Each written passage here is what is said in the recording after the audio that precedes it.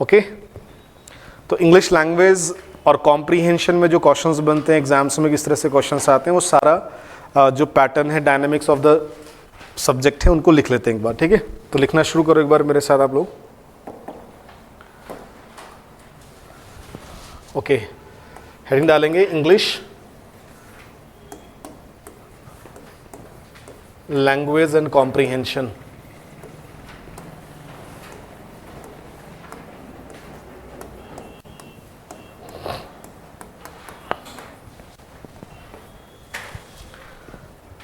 English language and comprehension.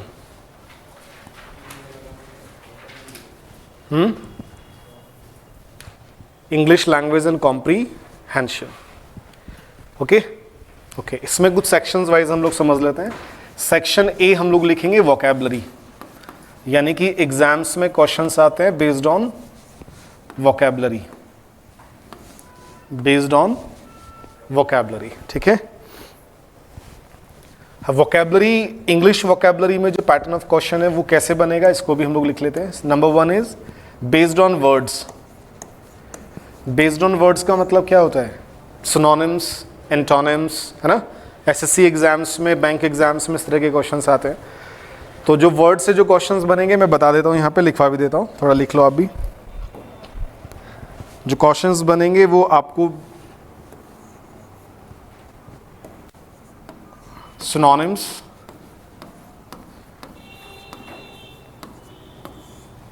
Number 2 antonyms, number 3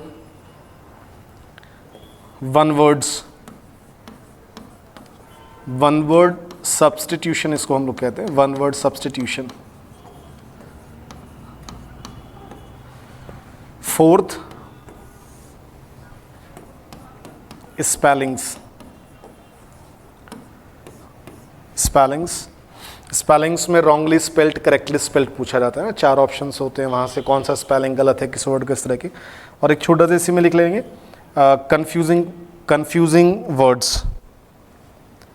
confusing, इसी में थोड़ा लिख लेना, स्टार करके confusing words, confusing words, confusing words. Confusing words के बारे में भी थोड़ा सा पढ़ना होता है ना, बहुत सारे पेयर ऑफ कंफ्यूजिंग वर्ड्स होते हैं। देखो ये सब क्वेश्चंस आपको बनेंगे कहाँ से? वर्ड्स से, शब्दों से, सिनोनिम्स, एंटोनिम्स, ठीक है। वन वर्ड सब्स्टिट्यूशंस भी आते हैं, ट्यूशंस लिख लेना, और स्पेलिंग्स और कंफ्यूजिंग वर्ड्स के पेयर्स। ये है आपका वोकैबुलरी सेक्शन, क्लियर। वोकैबुलरी, अगर हम लोग देखो एसएससी एग्जाम्स की बात करें, थोड़ा सा मैं बता देता हूँ आपको, इनकेस सीजीएल है और भी एसएससी एग्जाम्स होते हैं, तो वोकैबुलरी से अगर हम लोग बात करें सीजीएल एग्जाम्स की, प्रीलिम्स में 25 क्वेश्चन आते हैं इंग्लिश से, ठीक है। 25 क्वेश्चंस रीजनिंग, 25 क्वेश्चन अलग अलग एग्जाम्स में, ठीक है, अलग अलग सब, मैथ्स, रीजनिंग और ये सब। और बाकी एग्जाम्स की बात करोगे तो लगभग 10-15 क्वेश्चन 20 नंबर कहीं ना कहीं आते हैं एग्जाम्स में, ठीक है। इसमें वोकैबुलरी का जो वेटेज है ना, वो लगभग 25 में से 7 to 8 क्वेश्चंस वोकैबुलरी से ही आते हैं, यानी कि 1/3 ऑफ द क्वेश्चंस, लगभग 1/3 क्वेश्चन आपको मिलेंगे वोकैबुलरी से। और वोकैबुलरी में एक चीज़ क्या है? वर्ड्स, ठीक है। वर्ड्स पे एक क्वेश्चन सिनोनिम से, एक एंटोनिम से, स्पेलिंग से एक क्वेश्चन, वन वर्ड से 1-2 क्वेश्चंस। कंफ्यूजिंग से डायरेक्टली क्वेश्चन नहीं आते, अलग तरीके से पूछे जाते हैं, मैं बताऊंगा अभी, ठीक है। ये बात समझ में आ गई? सेक्शन ए समझ में आ गया। आगे हम लोग बढ़ेंगे सेक्शन नंबर बी पर। सेक्शन बी लिखते हैं। Section B is grammar. Grammar हमें पढ़ना है टॉपिक वाइज।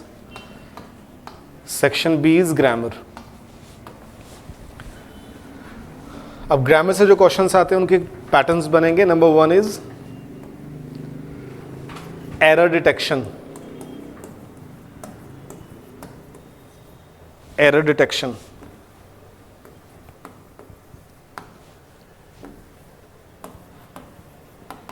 एरर को डिटेक्ट करना।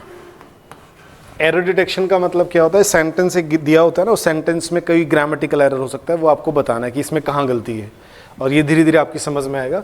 इसको एरर डिटेक्शन कहते हैं, फाइंडिंग द एरर्स भी कहते हैं, कॉमन एरर्स भी कहते हैं, इस तरह से अलग अलग नाम आप देंगे, ठीक है। Number 2 is fillers. ये इसी को हम लोग कहते हैं सेंटेंस, ये चलो आसान तरीके से लिख लो, fill in the blanks. fill in the blanks. Fill in the blanks. Sentence will be given with a blank, with single blank or two blanks.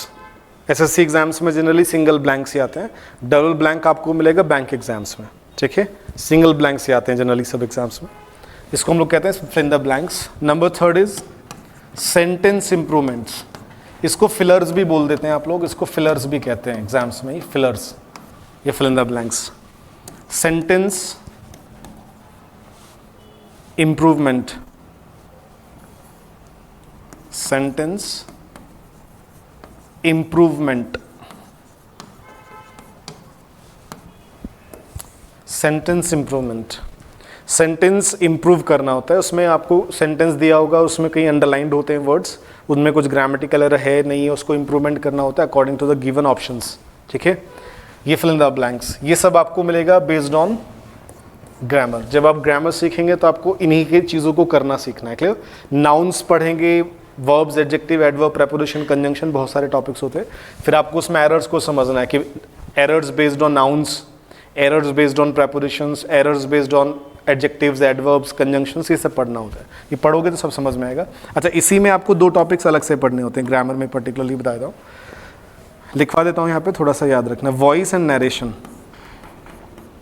Voice narration से भी एग्जाम्स में क्वेश्चंस आपको मिलते हैं, और ये पीसीएस में भी आता है, जहाँ पर आप कंपलसरी इंग्लिश पेपर देखेंगे ना, मेंस में जब आप जाएंगे तो इंग्लिश लैंग्वेज का एक पेपर होता है, ठीक है, उसको क्वालिफाई करना ज़रूरी होता है। अगर आपसे वो पेपर ही क्वालिफाई नहीं होगा, फिर आपने मेंस में क्या पेपर्स लिखे उससे कोई फ़र्क नहीं पड़ता, आपकी कॉपी चेक नहीं होगी बाकी, ठीक है। तो वहाँ पर वॉइस नरेशन आते हैं एग्जाम्स में, क्लियर। आगे बढ़ जाएँ, ये सब है ग्रामर, क्लियर। अब देखो ग्रामर में टॉपिक्स क्या हैं वो भी मैं यही लिखवा देता हूँ आपको इसी सेक्शन में, कि क्या क्या टॉपिक्स होते हैं ग्रामर में और क्या पढ़ना है। तो लिखना शुरू करो, टॉपिक्स इन द ग्रामर, लिख दे, थोड़ा सा डालो, टॉपिक्स इन ग्रामर। टॉपिक्स कौन कौन से हैं वो भी थोड़ा सा लिख लेते हैं। टॉपिक्स इन ग्रामर, देखो एक तो पार्ट्स ऑफ स्पीच पूरा पढ़ना ही है। जैसे नंबर 1 अगर हम लोग बात करें, नाउन्स आपको पढ़ने, और इनमें एरर्स क्या बनते हैं, basic understanding of nouns and errors based on nouns. Then pronouns, basic understanding develop करनी है प्रोनाउंस की, और उसमें एरर्स क्या बनते हैं वो समझना है, ठीक है, pronouns. Number 3 is verbs, verbs, verbs. 4th adjectives. 5th is adverbs, adverbs. 6th is conjunctions लिखते हैं, 6th is conjunctions को पढ़ना है, conjunctions 6th. 7th is prepositions,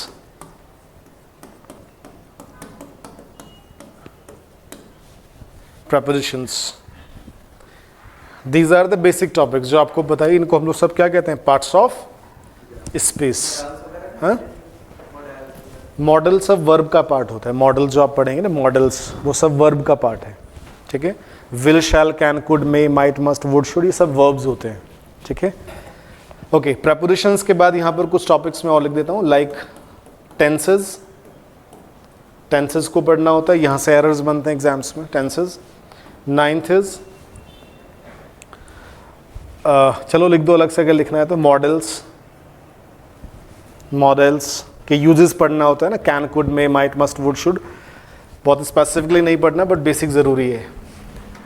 okay, 9th के बाद आएगा 10th इज, छोटा सा टॉपिक है, question tag. It's very important, आजकल काफ़ी फ्रिक्वेंट क्वेश्चन है। 6th is superfluous. हाँ, क्वेश्चन टैग, क्वेश्चन को टैग करना होता है। Next, superfluous.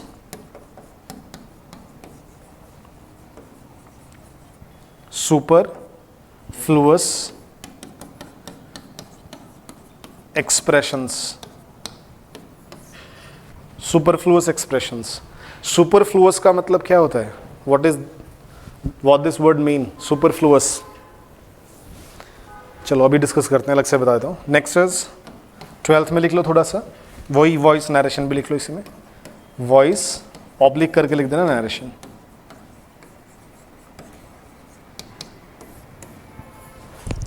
These are the routine topics. Routine मतलब ये तो पढ़ना ही पढ़ना है एटलीस्ट ग्रामर में,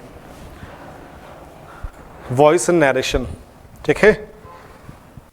कंफ्यूजिंग पेयर्स पर भी क्वेश्चंस बनते हैं, ग्रामर में रिलेट करेगा बट वो वोकैबुलरी से ज़्यादा रिलेट करेगा आपको, ठीक है। Voice narration. अब यहाँ पर एक जो वर्ड है ना सुपरफ्लुअस, इसको थोड़ा लिख लो। सुपरफ्लुअस का मतलब होता है फालतू, अननेसेसरी, जिसकी ज़रूरत ना हो। फालतू अननेसेसरी इसको कहते हैं, जिसकी ज़रूरत नहीं, उसको सुपरफ्लुअस कहते हैं।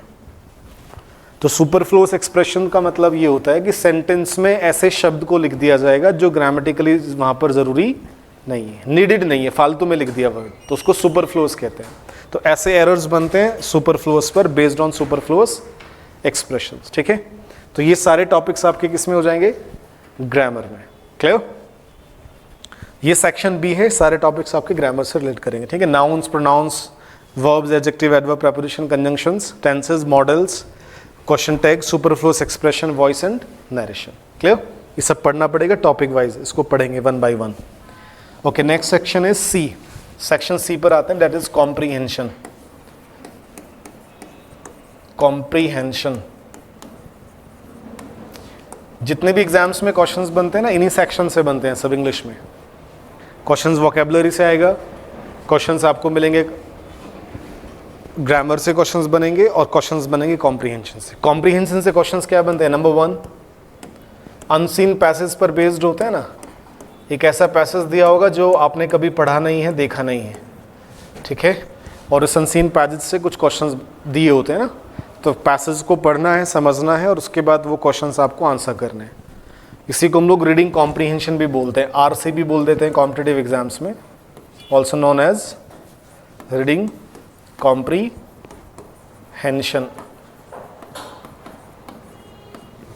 इसी को आप रीडिंग कॉम्प्रीहेंशन भी बोलते हैं।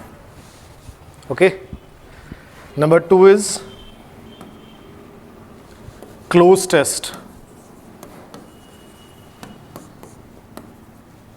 Cloze test. Third is sentence rearrangement. Sentence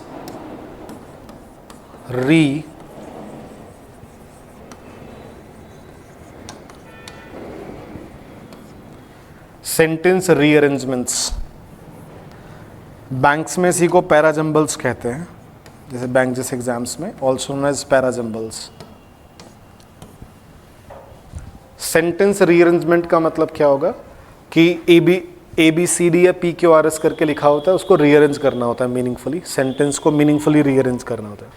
cloze test का मतलब देखो क्या है कि एक पैसेज दिया होगा इस तरह से, स्टोरी या पैसेज होगा और उसमें ब्लैंक्स होते हैं ना ब्लैंक्स, स्टोरी कंप्लीशन भी इसको कहते हैं, स्टोरी को पूरा करना होता है, ऑप्शंस दिए होते हैं तो आपको मीनिंगफुली वो वर्ड्स फिल करने होते हैं, तो उसी को आप कहते हैं क्लोज टेस्ट। इसमें जेड है, एस नहीं है। Cloze test. Cloze test unseen passage पर क्वेश्चंस, एक ऐसा पैसेज होगा जो आपने कभी पढ़ा नहीं है, उसको पढ़ना है और उस पर कुछ क्वेश्चंस होते हैं, तो उसको आप कहते हैं अनसीन पैसेज। क्लियर?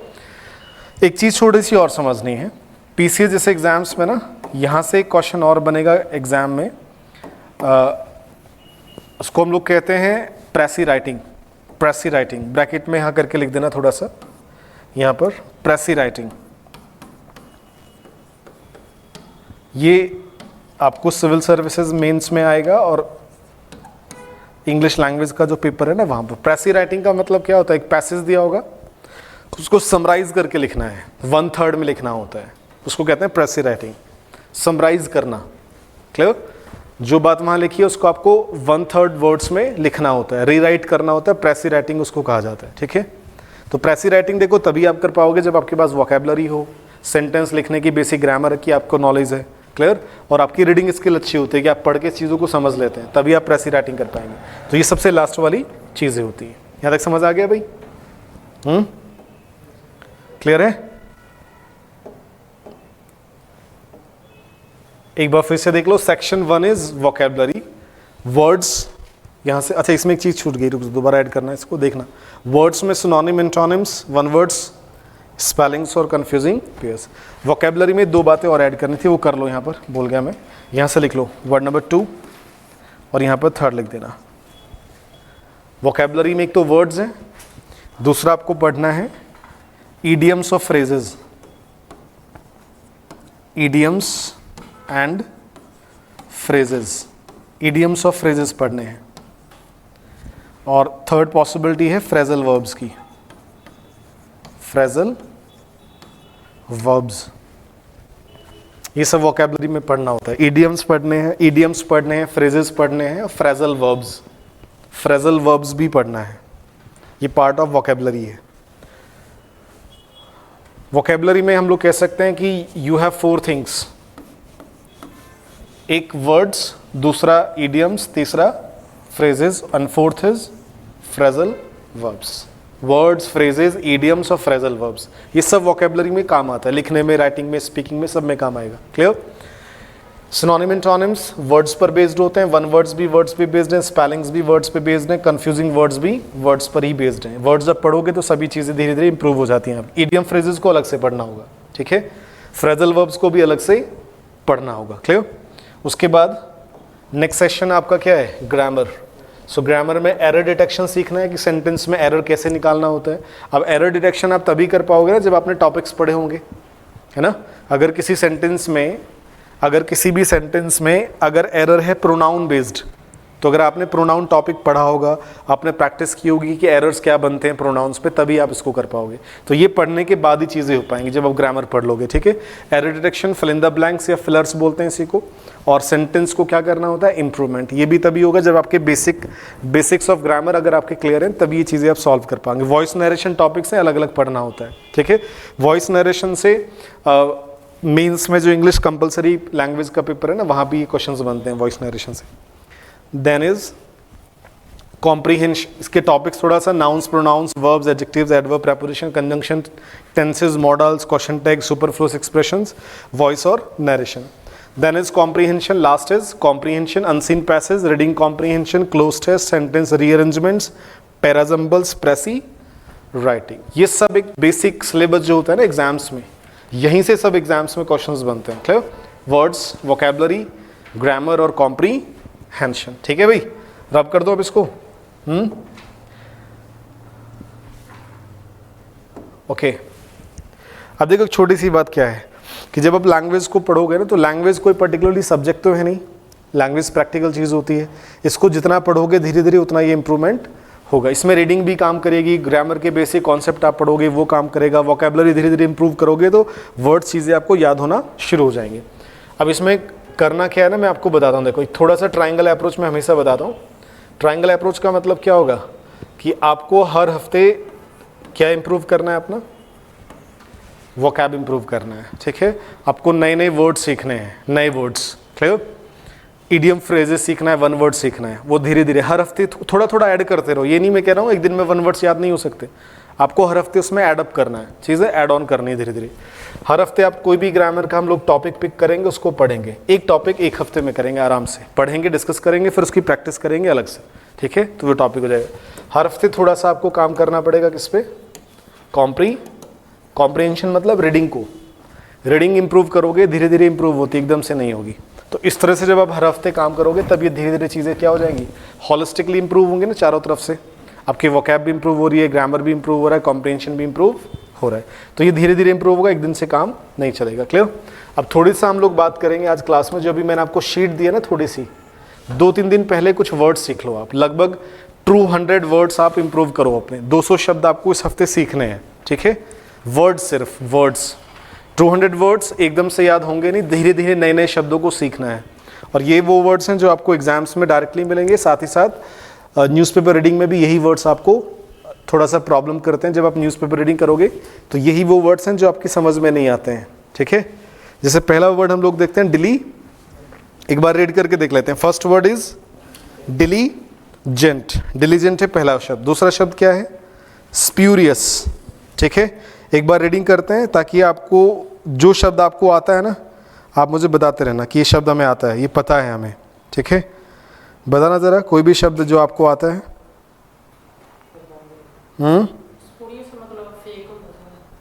स्प्यूरियस का मतलब फेक होता है। Very good. Spurious means fake, नकली, जाली, है ना।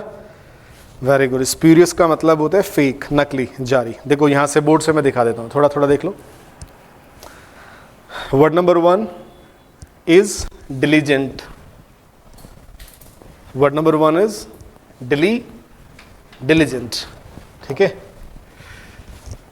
Second word is, word number second is spurious, spurious, spurious. Word number 3, third is sluggish, sluggish, बोल बोल के थोड़ा प्रैक्टिस करना।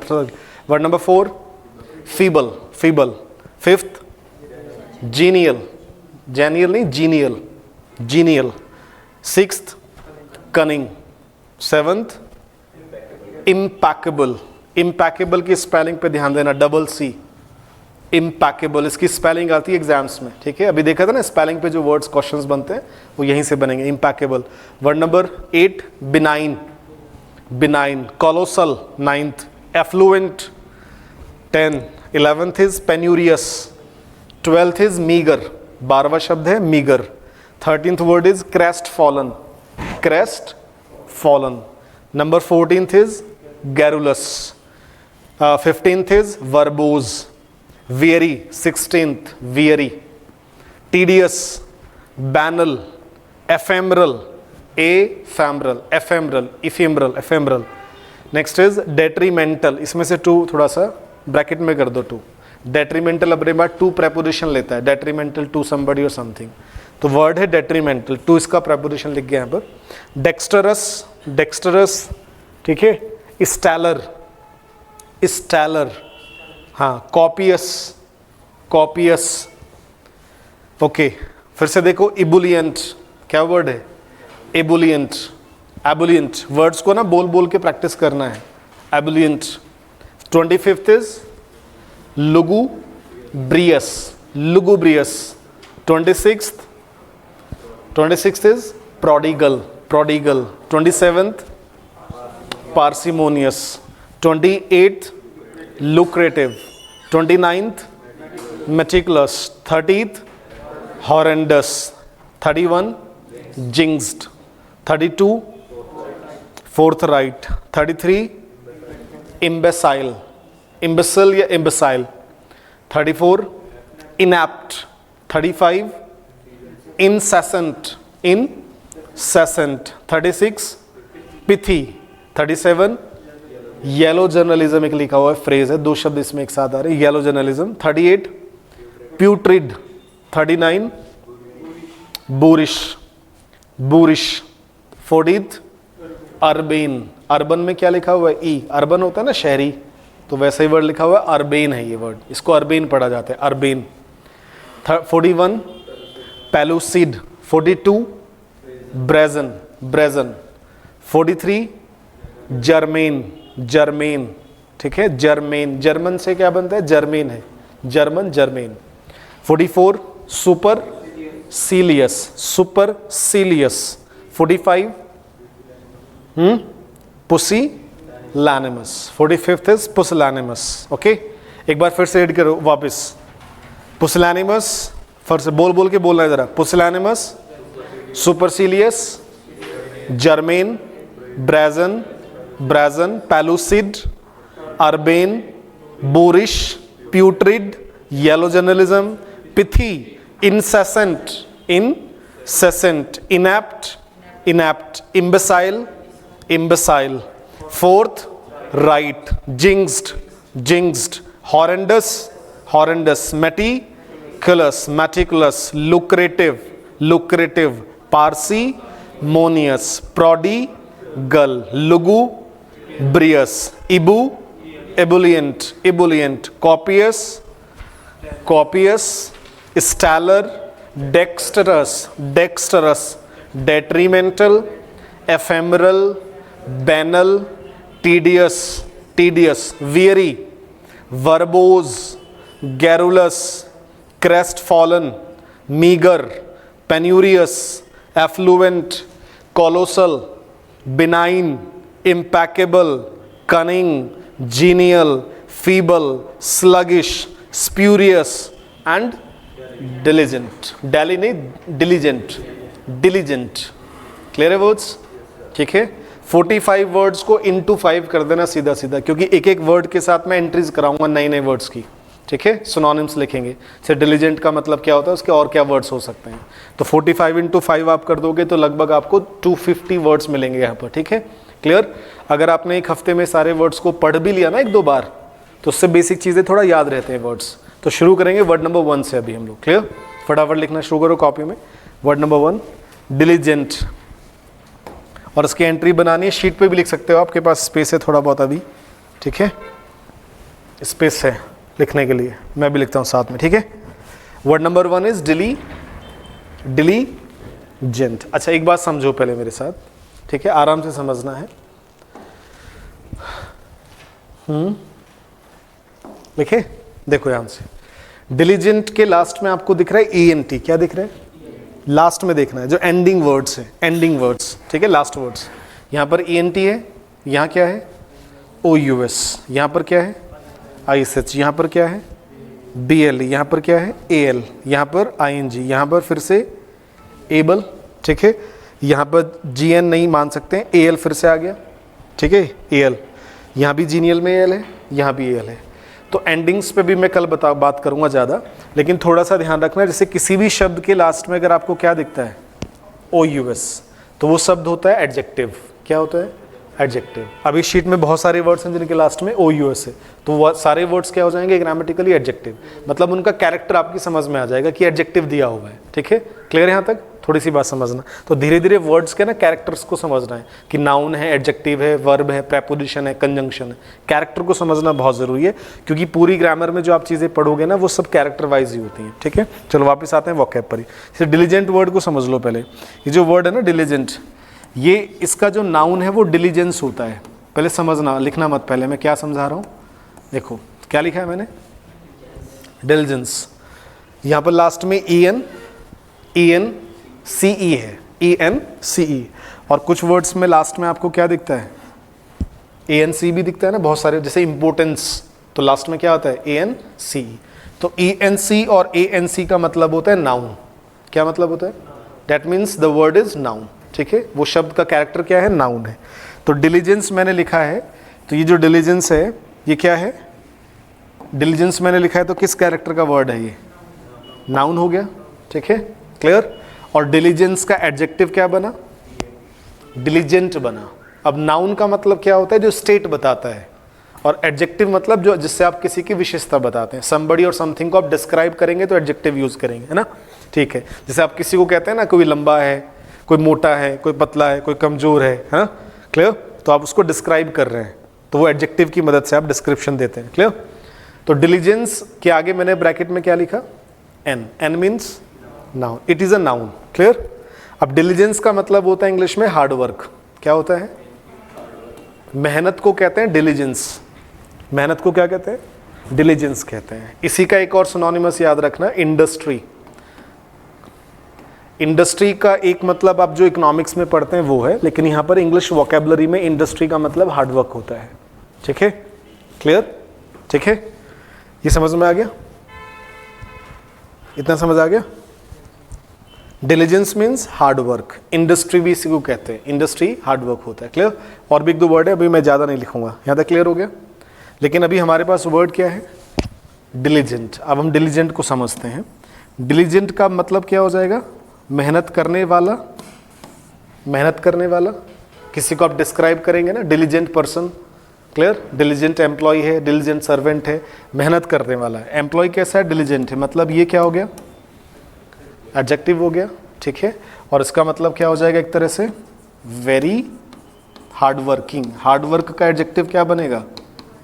हार्ड वर्क का एडजेक्टिव क्या बनेगा? Hard working. ठीक है, तो डिलीजेंस मीन्स हार्ड वर्क। सफलता मिलेगी किसकी वजह से? डिलीजेंस की वजह से। ठीक है, तो आपको क्या होना पड़ेगा? डिलीजेंट होना पड़ेगा, मेहनती होना पड़ेगा, परिश्रमी होना पड़ेगा। तो डिलीजेंट का एक सिनोनिमस क्या हो गया?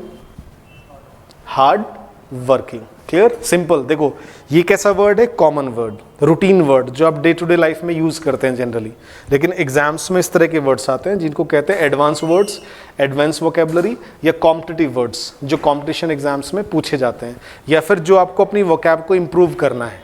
ठीक है, क्लियर है यहाँ तक? हार्ड वर्किंग समझ में आ गया। अब डिलीजेंट के कुछ और वर्ड्स मैं बता रहा हूँ, उनको थोड़ा पहले मैं लिख देता हूँ, फिर आप भी लिखेंगे। जैसे एक वर्ड बनता है लेबर से, लेबर से बनेगा लेबोरियस। क्या बनेगा? Laborious. Somebody is laborious, laborious मतलब जो लेबर करता है, मेहनत करता है, लेबर से। ठीक है, एक वर्ड इसका सिनोनिमस होता है इंग्लिश में असिडुअस। क्या होता है? असिडुअस। एक वर्ड है सेजुलस, सेजुलस, समबडी इज सेजुलस, असिडुअस, हार्ड वर्किंग। ये तीनों वर्ड्स इसके सिनोनिमस हैं जो एग्जाम्स में पूछे जाते हैं। असिडुअस का सिनोनिमस पूछेगा या सेजुलस का सिनोनिमस पूछेगा, ऑप्शन में लिख देगा हार्ड वर्किंग या कुछ और ऑप्शंस लिख सकता है। ठीक है, यहाँ तक क्लियर हुआ? हार्ड वर्किंग के लिए एक वर्ड और यूज होता है जो मेहनत करे, तकलीफ उठाए, उसको कहते हैं पेन्स टेकिंग। क्या कहते हैं? पेन्स टेकिंग, पेन्स टेकिंग, उसको पेन्स टेकिंग आप कहते हैं। क्लियर? तो ये सारे वर्ड्स अभी जो मैंने लिखे हैं, all these words are synonymous with diligent, synonymous with diligent. इस तरह से वर्ड्स को धीरे धीरे ऐड करना है, तो लिख लो फटाफट एक बार। कॉपी में लिखना है वर्ड्स, कॉपी में। और लिखना कैसे है? डिलीजेंट, एडजेक्टिव, और उसके आगे ऐसे लिखना है वर्ड्स को, ऐसे वर्टिकली, ऐसे मत लिखना आगे, एक वर्ड दो वर्ड वर्ड नंबर ऐसे नहीं लिखना है ऊपर नीचे करके। ठीक है, तो सारे वर्ड्स को ऐड कर लो। All these words are synonymous with diligent. ये डिलीजेंट के सिनोनिमस हैं।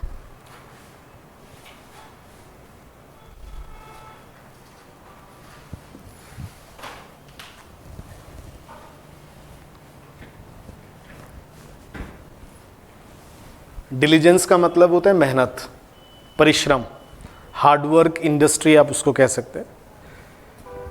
ये तो दो वर्ड मैंने बेसिक आपको भी बता दिए, धीरे धीरे लेवल बढ़ा लेंगे, अभी नहीं एकदम से। डिलीजेंट का मतलब होता है जो मेहनत करने वाला है, जो परिश्रमी है, मेहनत करने वाला, मतलब जो ऐसे कह सकते हैं जो दिल से काम करे, मेहनत लगा के, ना, diligent. Very hard working, laborious, assiduous, sedulous और painstaking, painstaking. Clear?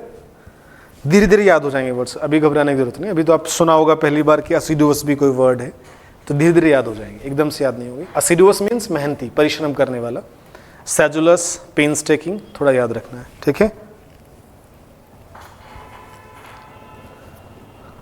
हो गया? डिलीजेंस से बना डिलीजेंट, थोड़ा सा अंडरस्टूड होना चाहिए, मैंने बता दिया आपको वर्ड रिलेट करके थोड़ा सा। रब कर दूं? अच्छा, यहाँ पर एक वर्ड और थोड़ा सा रिलेट कर लेना। एक वर्ड हम लोग काफ़ी यूज़ करते हैं, स्टूडियस, तो इसको भी लिख लो ज़रा। स्टूडियस भी एडजेक्टिव है और इसका मतलब भी होता है मेहनती या परिश्रमी ही, लेकिन ये पर्टिकुलरली यूज होगा स्टूडेंट्स के लिए सिर्फ।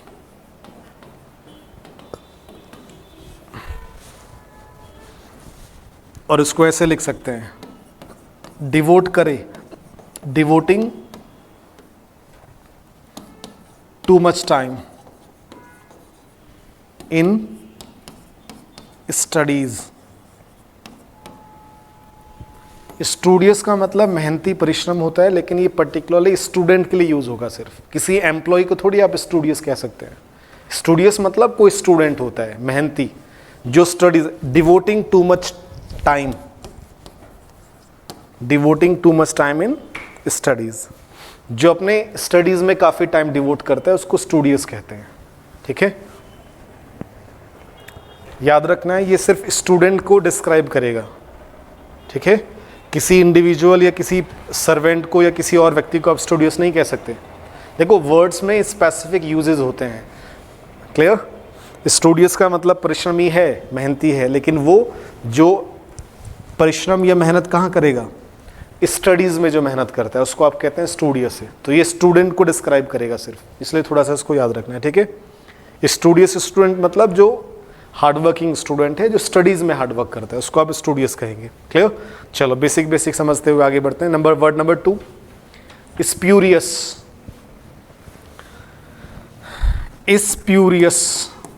Spurious, something is spurious. Spurious adjective है क्या भाई?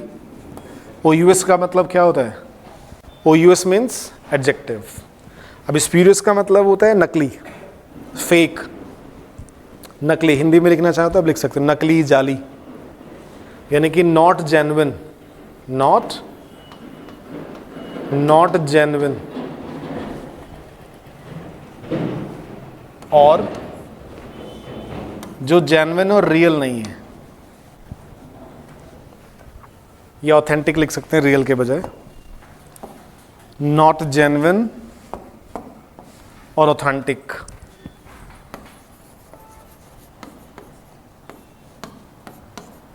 नॉट जेन्युइन और ऑथेंटिक, जो जेन्युइन और ऑथेंटिक ना हो।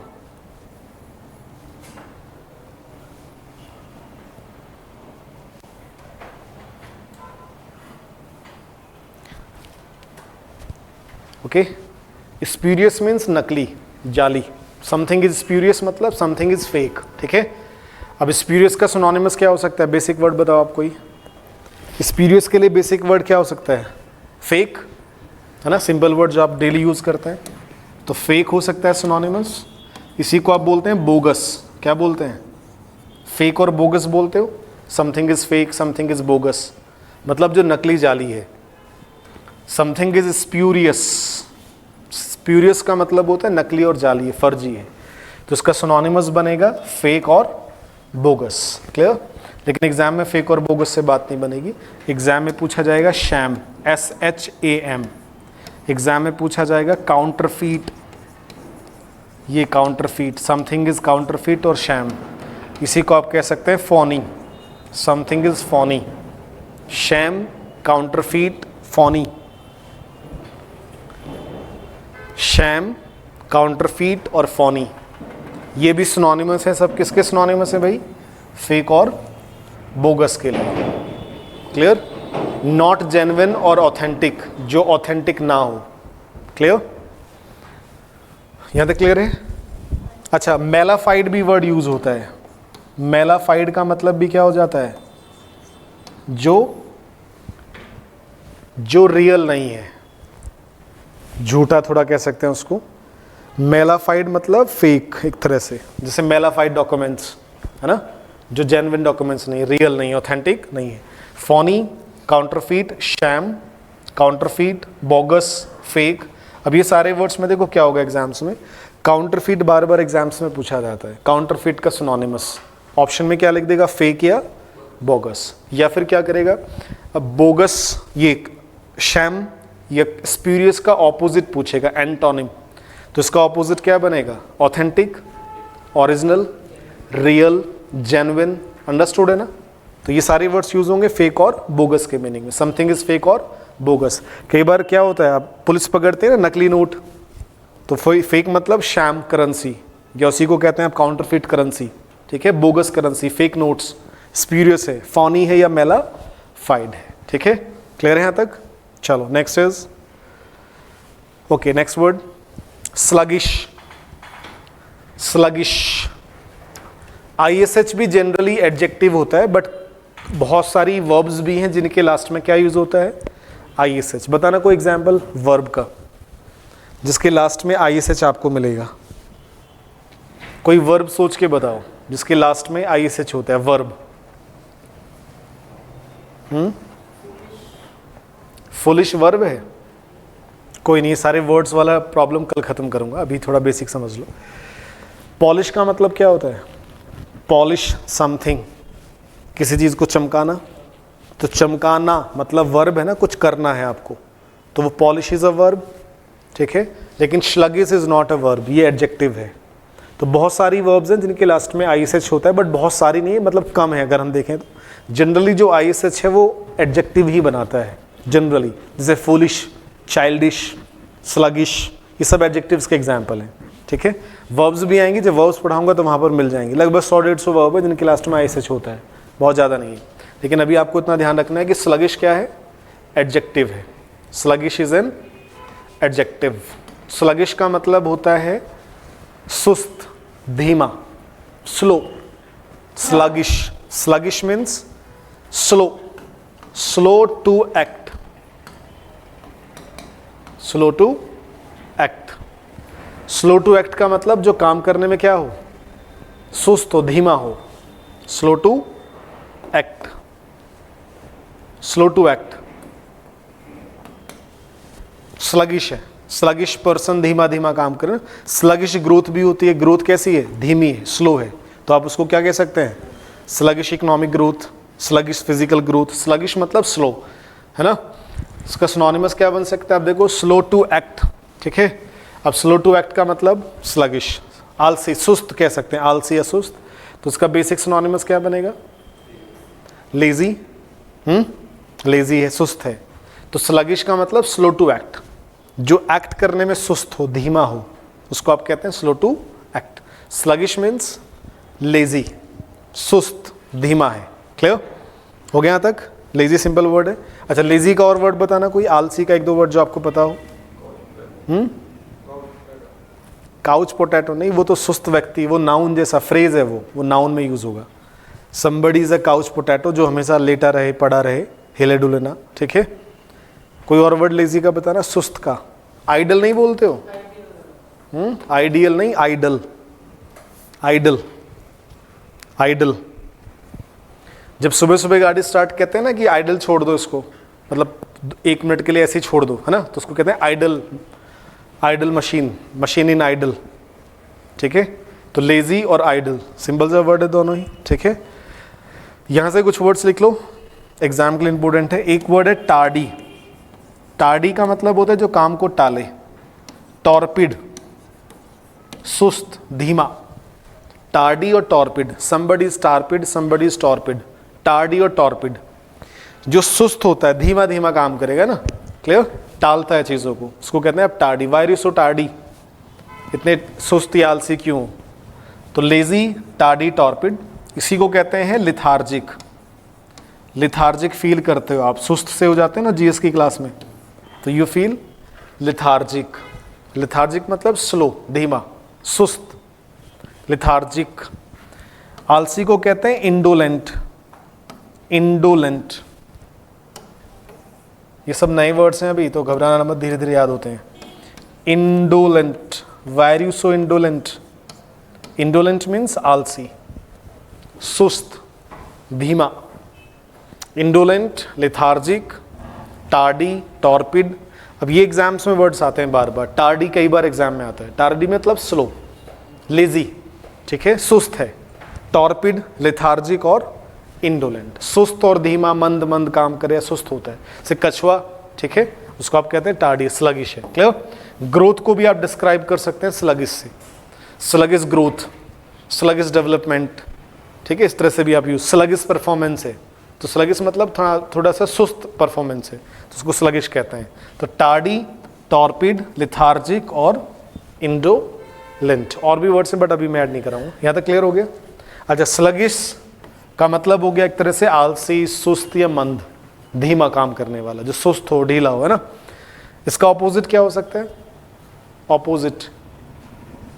अच्छा, एक बात बताओ, दोपहर में लंच करने के बाद कैसा फील करते हो आप, सुस्त से हो जाते हो ना खाना खा के, यू फील लिथार्जिक, तो फीलिंग लिथार्जिक।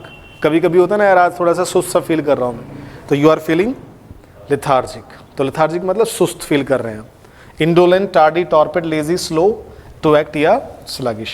अब इसका ऑपोजिट क्या हो सकता है, लेजी का ऑपोजिट क्या होता है, एक्टिव, थोड़ा फुर्तीला, तेज तर्रार काम कर एकदम, क्विक टू एक्ट, तो उसी को कहते हैं निम्बल। ये अलग से ऐड कर लेना, nimble. somebody is nimble. Nimble भी एडजेक्टिव है और इसका मतलब होता है क्विक, क्विक या क्विक टू एक्ट। क्विक और क्विक टू एक्ट, क्विक और quick to act.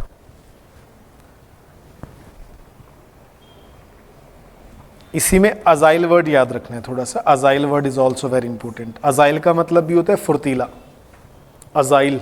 Nimble, quick to act.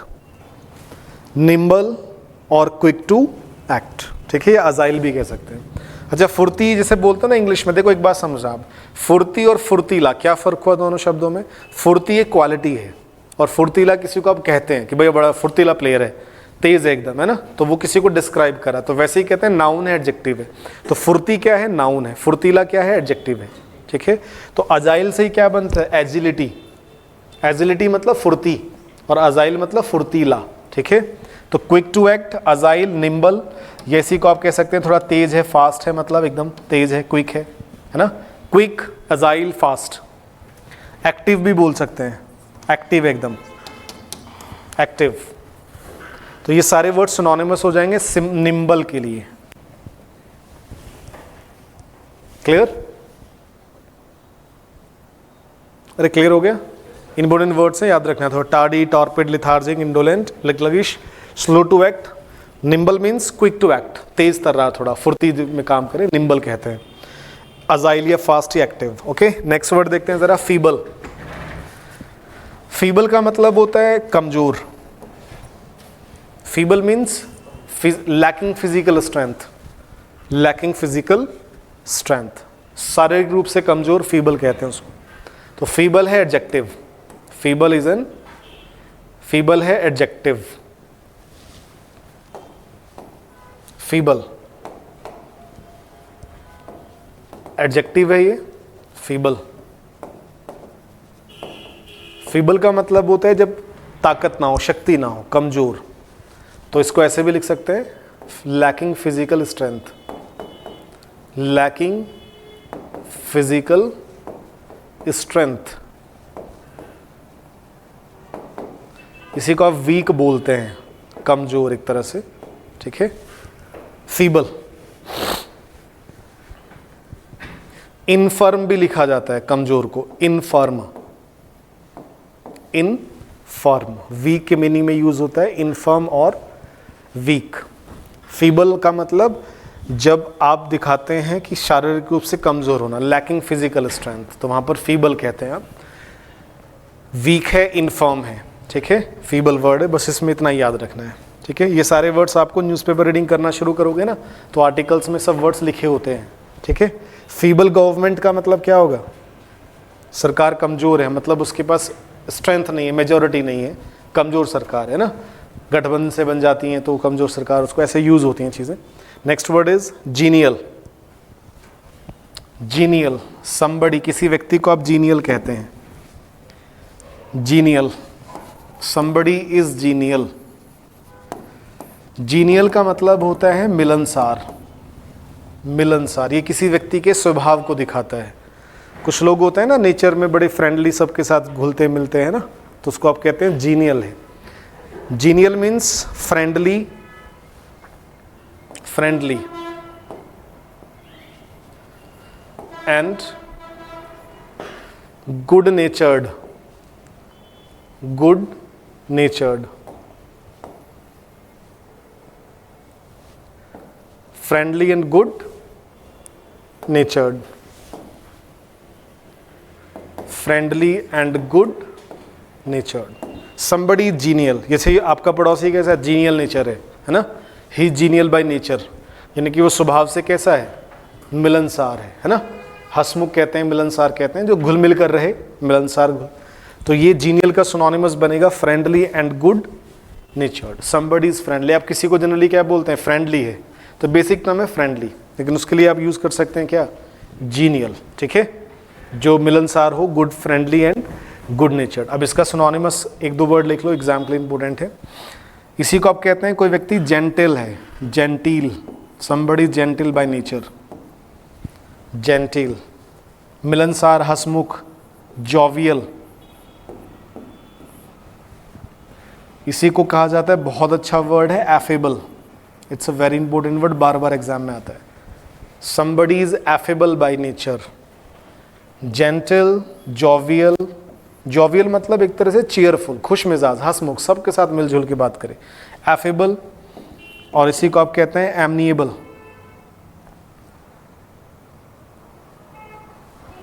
एमनिएबल भी यहाँ पर वर्ड यूज होगा, उसको भी लिख लेते हैं। एफेबल बहुत इंपॉर्टेंट वर्ड है, बार बार एग्जाम में आता है।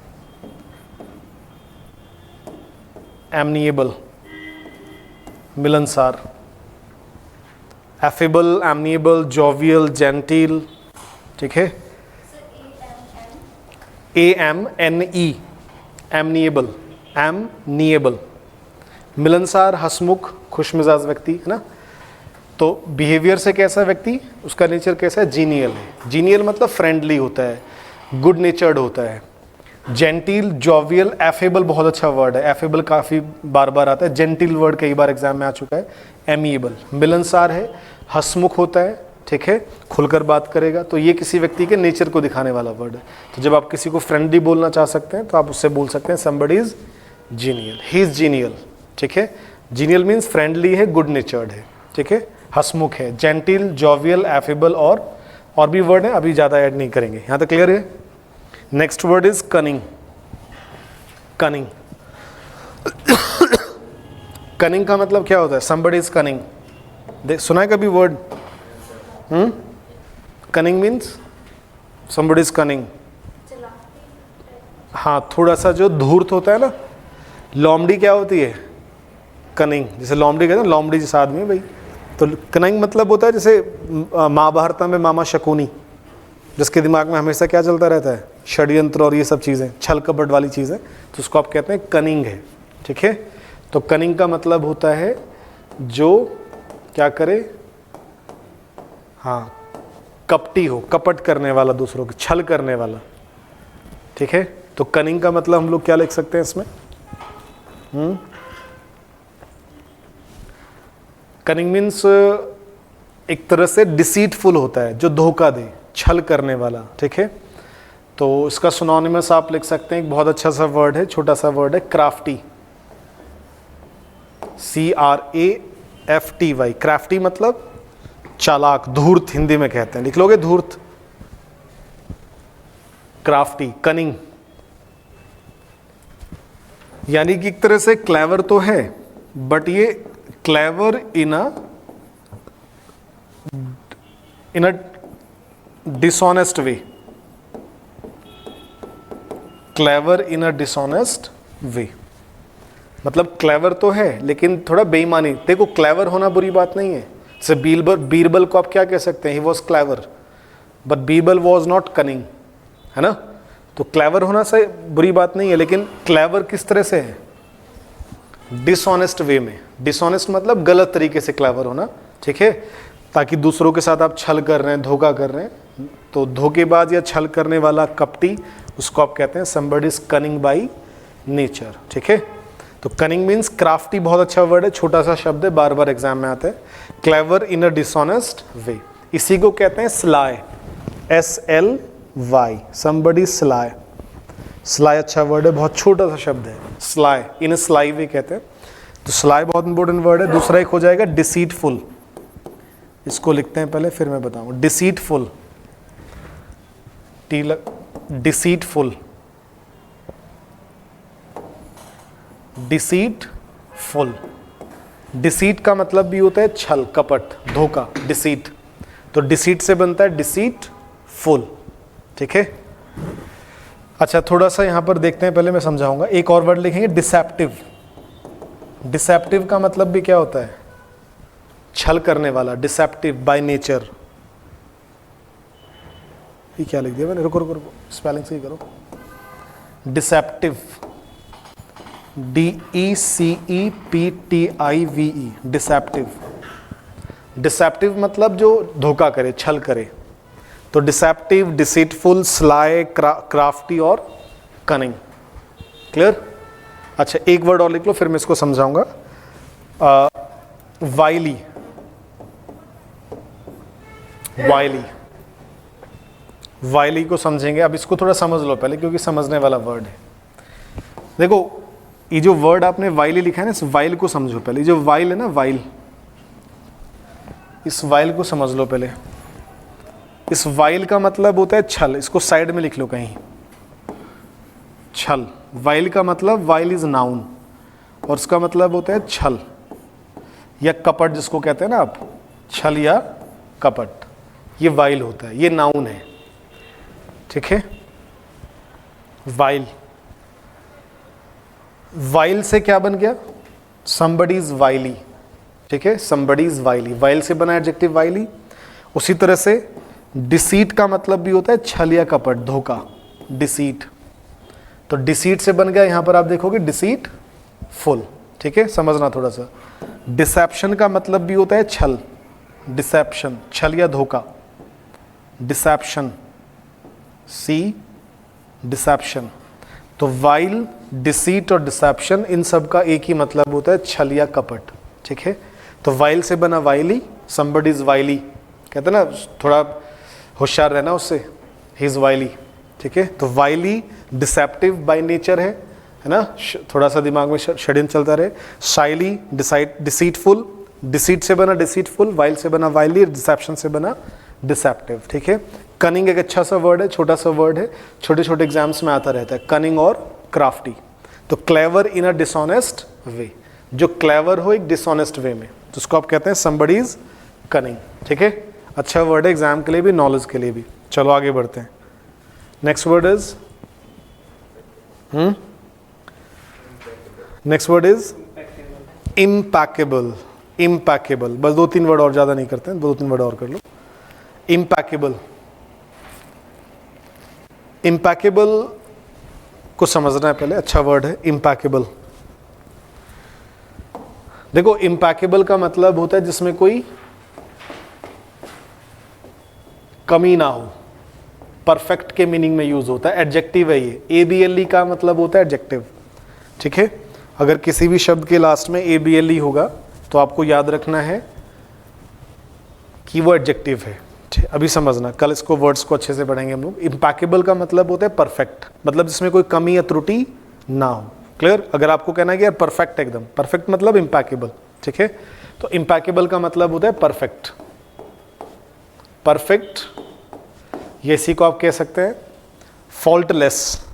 फॉल्टलेस, जिसमें कोई फॉल्ट ना हो, फॉल्टलेस, जिसमें कोई फॉल्ट नहीं है, जिसमें कोई कमी या गलती ना हो, ठीक है। परफेक्ट है, फॉल्टलेस है। क्लियर? समझ में आ गया? इम्पैकेबल, बस इसकी इतनी सी डेफिनेशन होती है। और इम्पैकेबल का मतलब जिसमें कोई कमी या कोई त्रुटि ना हो, ठीक है। तो परफेक्ट का मतलब क्या हो जाएगा? इम्पैकेबल, ठीक है। इसी से एक थोड़ा सा मिलता जुलता वर्ड में यहाँ पर ऐड कराया था, उसको लिख लो इमैक्यूलेट। यहीं पे लिख लेना नेक्स्ट करके, इमैक्यूलेट। इमैक्यूलेट, समथिंग और somebody इज इमैक्यूलेट। इमैक्यूलेट का मतलब होता है जिस पे कोई दाग धब्बा ना हो, एकदम साफ। एडजेक्टिव है ये भी। इमैक्यूलेट का मतलब होगा स्पॉटलेस, स्टेनलेस। स्पॉटलेस, स्पॉट मतलब दाग, और स्टेनलेस, स्पॉटलेस और स्टेनलेस। इमैक्यूलेट एकदम, इसको आप ऐसे भी कह सकते हैं neat and clean. Neat and clean, साफ सुथरा एकदम से, कोई दाग धब्बा ना हो। क्लियर? इम्पैकेबल का मतलब क्या हो जाएगा? जिसमें कोई कमी आप नहीं निकाल सकते, बिल्कुल परफेक्ट है, ठीक है। फॉल्टलेस है तो इम्पैकेबल है, ठीक है। और इमैक्यूलेट का मतलब क्या हो जाएगा? Spotless, stainless, neat and clean, जिसपे कोई दाग धब्बा बिल्कुल भी ना हो, एकदम साफ सुथरा, ठीक है। गाड़ी पुरानी है but still his car is old but still immaculate, लेकिन अभी भी एकदम साफ सुथरी गाड़ी है ना, कहीं भी उसमें कोई डेंट वगैरह नहीं है, तो आप उसको बोलेंगे क्या है? एकदम क्लीन है, साफ सुथरी है ना। क्लियर? इम्पैकेबल, ड्राइविंग स्किल्स है ना, किसी ने या दोस्त ने ड्राइव की तो आपने बोला, दोस्त आपसे पूछा हाउ वाज माय ड्राइविंग, कैसी थी ड्राइविंग मेरी, तो आपने बोला इम्पैकेबल, है ना, एकदम परफेक्ट, कोई कमी नहीं है, तुम्हारी ड्राइविंग स्किल्स अच्छी हैं, तो आप उसको क्या बोलेंगे? इम्पैकेबल। समझ में आ रहा है? वर्ड्स को यूज करना भी मैं बताऊंगा, अभी मैं थोड़ा इंट्रोडक्शन दे रहा हूँ आज, ठीक है। क्लियर? कि वर्ड्स कैसे डेली लाइफ में यूज होते हैं, कैसे आप इनको यूज कर पाओगे। यहाँ तक क्लियर हो गया? ठीक है। देखो ऐसे होता है ना, जब भी कभी मैं इसके रूम में जाता हूँ तो इसका रूम हमेशा कैसा होता है?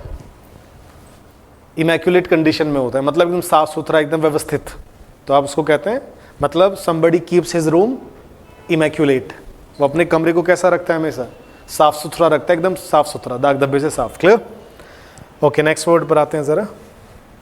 Next word is benign. somebody is benign. Benign is also adjective. Benign is adjective. देखो benign का मतलब होता है काइंड, एक तरह से, ठीक है, जो काइंड हो, काइंड, काइंड जिसमें थोड़ा दया का भाव होता है ना, बिनाइन इन, या मर्सीफुल भी कहते हैं आप इसको। मर्सी का मतलब क्या होता है? मर्सी मीन्स दया, MERCY, मर्सी। मर्सी कंपैशन बोलते हैं ना, काइंडनेस, या कंपैशन भी क्या होता है? कंपैशन वर्ड का मतलब भी क्या होता है? कंपैशन, दया, ठीक है, काइंडनेस। तो बिनाइन का मतलब काइंड और मर्सी फुल। क्लियर? जो काइंड होता है, ठीक है, जिसमें थोड़ा दया का भाव हो, इसी को कहते हैं ह्यूमेन। एक अच्छा सा वर्ड है ह्यूमेन। ह्यूमन में हम लोग ई लगा देंगे। ह्यूमेन मतलब भी होता है थोड़ा सा जिसमें मानवीय भाव हो, है ना, मानवता हो जिसके अंदर हो, उसको ह्यूमेन कह देते हैं। थोड़ा काइंड हो, है ना, ह्यूमेन बिहेवियर मतलब काइंड, है ना, थोड़ा इसमें मानवता का व्यवहार में आता है, तो ह्यूमेन नेचर हो जाता है। अब इसी में लगा दोगे इनह्यूमेन, तो ऑपोजिट हो जाता है इन, जैसे एक्टिव, इनएक्टिव, ऑपोजिट हो गया। विजिबल, इनविजिबल, ऑपोजिट हो गया। तो वैसे ही ह्यूमन का ऑपोजिट क्या हो जाएगा? इनह्यूमेन। इनह्यूमेन बिहेवियर मतलब अमानवीय, ठीक है, जिसमें मानवता, दया का भाव ना हो, उसको इनह्यूमन कह सकते हैं। यहाँ तक क्लियर हुआ? तो बिनाइन वर्ड इंपॉर्टेंट है। काइंड तो बेसिक है। काइंड, जेनरस आपको पता ही है, काइंड जेनरस एक ही जैसा होता है, बेसिक वर्ड है। मर्सीफुल और क्या कह सकते हैं? ह्यूमन कह सकते हैं। अब इसमें और भी वर्ड्स आएंगे, अभी नहीं ऐड करा रहा हूँ, ठीक है। अब यहाँ से एक इंपॉर्टेंट वर्ड मैं ऐसे रिलेट करके बता देता हूँ, इसको बस इतना ही लिखो, अभी ज़्यादा मत लिखना। मर्सीफुल का ऑपोजिट क्या हो सकता है? जिसमें दया का भाव ना हो, क्रूर हो, है ना, क्रूर बोलते हैं ना, कितना क्रूर आदमी, बताओ, बिल्कुल भी दया नहीं है इसमें, तो क्रूर या निर्दयी कह सकते हैं, ठीक है। तो यहाँ पर एक वर्ड लिखेंगे आप, बहुत अच्छा वर्ड है, रुथलेस। आगे कभी आ भी जाएगा, लेकिन मैं इसको यहीं बता देता हूँ, रुथलेस। देखो, लेस का मतलब एडजेक्टिव होगा, है ना, किसी भी अगर शब्द में लेस लगा होगा तो याद रखना वो एडजेक्टिव है। अगर किसी भी शब्द के लास्ट में लेस आपको दिखेगा तो याद रखना वो वर्ड क्या होगा? एडजेक्टिव। उसके कैरेक्टर को याद रखना। रुथलेस का मतलब होता है मर्सीलेस, क्रूर, जिसमें दया का भाव ना हो। इसी को आप कहते आए हैं बचपन से ब्रूटल। क्या कहते आए हैं? ब्रूटल, है ना, ब्रूटैलिटी, क्रूरता। या इसी को कहते हैं क्रूअल, याद रहे ना, क्रूअल। क्रूअल तो याद होगा, बेसिक से वर्ड है क्रूअल, वेरी क्रूअल कहते हैं। तो रुथलेस मतलब होता है जो किसी पर दया ना करे। Cruel, brutal, cruel, brutal, ruthless. इसी में वर्ड याद रखेंगे कैलस। क्या लिखेंगे? कैलस। ये वर्ड बहुत इंपॉर्टेंट है, कैलस और रुथलेस, जिसमें दया का भाव ना हो, ठीक है। अनकाइंड होता है बहुत ज्यादा, जो दया ना करे। क्लियर? तो somebody is ruthless, somebody is merciless, brutal, cruel और callous, ठीक है। रुथलेस मतलब जो दया ना करे, क्रूर होता है, निर्दयी होता है, बिल्कुल एकदम रुथलेस। ऐसे भी कहते हैं ना रुथलेस मर्डर, जब बहुत निर्दयता से कदम मर्डर। एक तो होता है कि भाई गोली मार दी, मर गया आदमी, या गला काट दिया, मर गया। एक आपने उसको बहुत ज़्यादा, है ना, बुरी तरह से मारा, तो थोड़ा रुथलेस मर्डर हो जाता है, रुथलेस उसको कह देते हैं आप। तो मर्सीलेस, ब्रूटल, क्रूअल और कैलस, ठीक है। Somebody is callus by nature, तो ये यूज होगा जिसमें क्रूरता होती है, जो निर्दय हो, जिसमें दया का भाव ना हो, ठीक है। Next word is, next word पर आओ जरा, colossal. Colossal, something is colossal.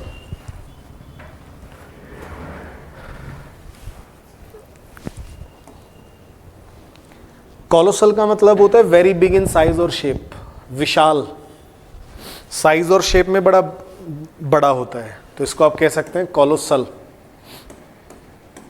Colossal का मतलब एडजेक्टिव है L, and it means very big, very big या लार्ज कह सकते हैं, very big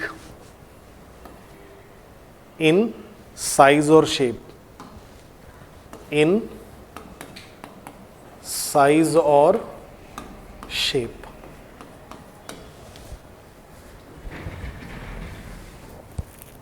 clear? Colossal means very big in size और शेप। विशाल कहते हैं ना, कॉलोसल बहुत बड़ा है साइज और शेप में, या फिर किसी चीज की इंपोर्टेंस बहुत ज्यादा है तो वहां भी कहते हैं कोलोसल विक्ट्री। तो कोलोसल विक्ट्री मतलब क्या हो जाता है? बड़ी जीत, जिसकी बहुत बड़े, जिसका इंपोर्टेंस काफी ज्यादा है। तो जिसका इंपोर्टेंस काफी ज्यादा हो तो उसको अभी आप कह सकते हैं कोलोसल है। ठीक है, इसका सिनोनिमस देखो क्या बन सकता है? वेरी बिग सिनोनिमस है इसका। क्लियर? और क्या बन सकता है सोच के बताओ जरा। कोलोसल के लिए, वेरी बिग साइज के लिए आप यूज करते हैं क्या? ह्यूज। ह्यूज लिखते हो ना, समथिंग इज ह्यूज। ह्यूज मतलब वेरी बिग इन साइज और शेप। तो कोलोसल मीन्स ह्यूज, ह्यूज है। और क्या सिनोनिमस हो सकता है कोलोसल का? है बताओ। वेरी बिग इन साइज और शेप, और इंपोर्टेंस भी कह सकते हैं। अच्छा, इसमें लिखोगे जरा। कोलोसल हो गया, इंपोर्टेंट वर्ड है कोलोसल, बार बार आता है। नेक्स्ट वर्ड लिखो जाइगेंटिक। जाइगेंटिक इंपोर्टेंट वर्ड है ये भी। जाइगेंटिक, मैमथ भी कहते हैं, मैमथ।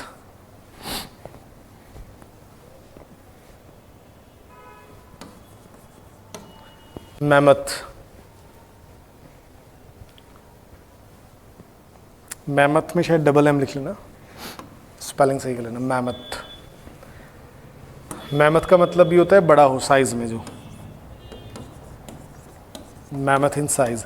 मैमथ ना पहले विशाल जो हाथी होते थे ना, बहुत बड़े बड़े हाथी, उनको मैमथ कहा जाता है। तो वहीं से बनता है मैमथ, कोई चीज़ जो साइज और शेप में काफ़ी बड़ी हो।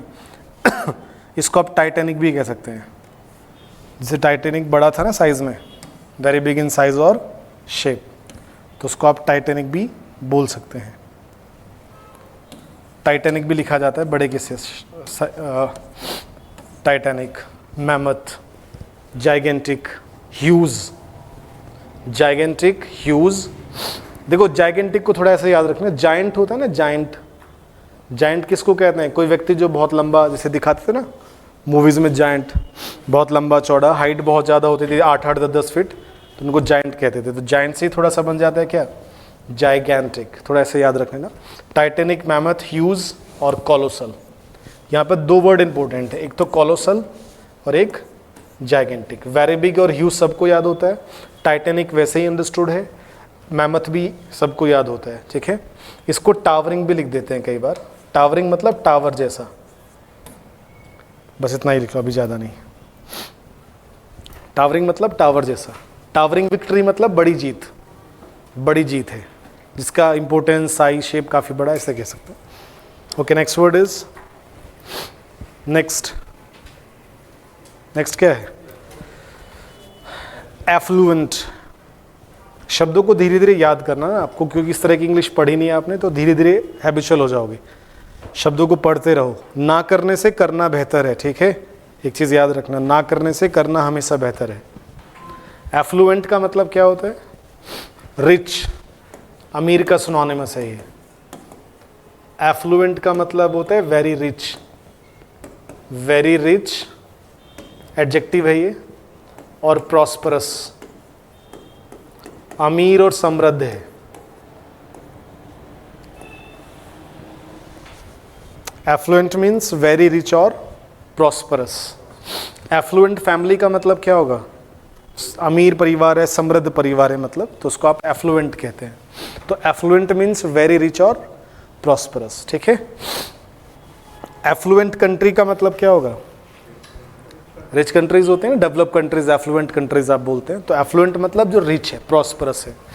इसी को आप क्या बोल सकते हैं? वेल्दी बोलते हो ना, अरे बोलते हो ना वेल्दी।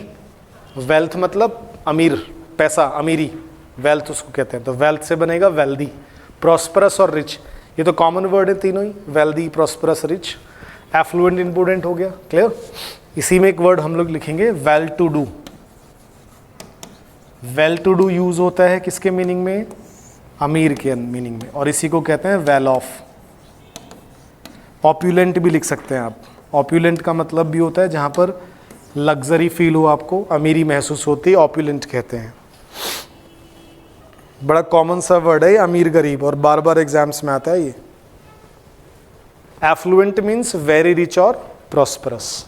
एफ्लुएंट फैमिली है, एफ्लुएंट जैसे Punjab is one of affluent states in India, ठीक है, पंजाब हरियाणा अमीर राज्यों में से एक है, ठीक है, तो ये एफ्लुएंट हो जाता है। तो एफ्लुएंट मीन्स वेरी रिच और prosperous, wealthy, well to do. Well to do family का मतलब क्या होता है? somebody belongs to a well to do family। तो वेल टू डू मतलब अमीर संपन्न परिवार से आता है। वेल ऑफ का मतलब भी अमीर या संपन्न होता है। ऑप्युलेंट का मतलब भी जहाँ पर अमीरी और लग्जरी जैसी चीज़ें दिखती हैं आपको, एफ्लुएंट है ना। जब आपको दुबई जैसी शहरों की फ़ोटो दिखती है ना, पूरी बड़ी बड़ी बिल्डिंग, चौड़ी चौड़ी सड़कें, महंगी महंगी गाड़ियाँ, तो वहाँ पर थोड़ा सा क्या फील होता है? क्या दिख रहा है आपको? वो ऑप्युलेंस जैसा फील होता है ना, अमीर समृद्धता दिखती है। यहाँ तक क्लियर हुआ? अब इसका ऑपोजिट बताओ क्या होगा? अमीर का ऑपोजिट क्या होता है? समृद्ध का होने का ऑपोजिट गरीब है ना, दरिद्र होना। तो जो वर्ड नंबर 11 है ये ऐसा ही है।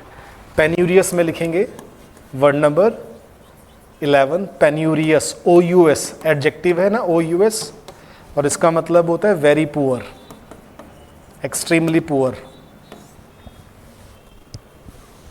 Somebody is penurious, he comes from a penurious family। तो penurious मतलब very poor, penurious का मतलब होता है बहुत ही गरीब, penurious मतलब very poor। poor के और क्या synonymous हो सकते हैं बताओ ज़रा? poor के synonymous एग्जाम में काफ़ी इंपॉर्टेंट है। लिख लो ज़रा। पुअर का सिनोनिमस लिखेंगे इंडिजेंट, somebody इज इंडिजेंट, ये पुअर का सिनोनिमस है। हो गया? इंडिजेंट मनी से रिलेटेड वर्ड है, तो थोड़ा ध्यान रखना इन पे, ठीक है। मनी से रिलेटेड वर्ड है ये, ठीक है। मनी ये सब अमीर संबंध समृद्ध के लिए यूज होते हैं, ये गरीब के लिए यूज होंगे, ठीक है। इंडिजेंट फैमिली का मतलब क्या होगा? गरीब परिवार है, निर्धन है, ठीक है, इंडिजेंट हो जाता है।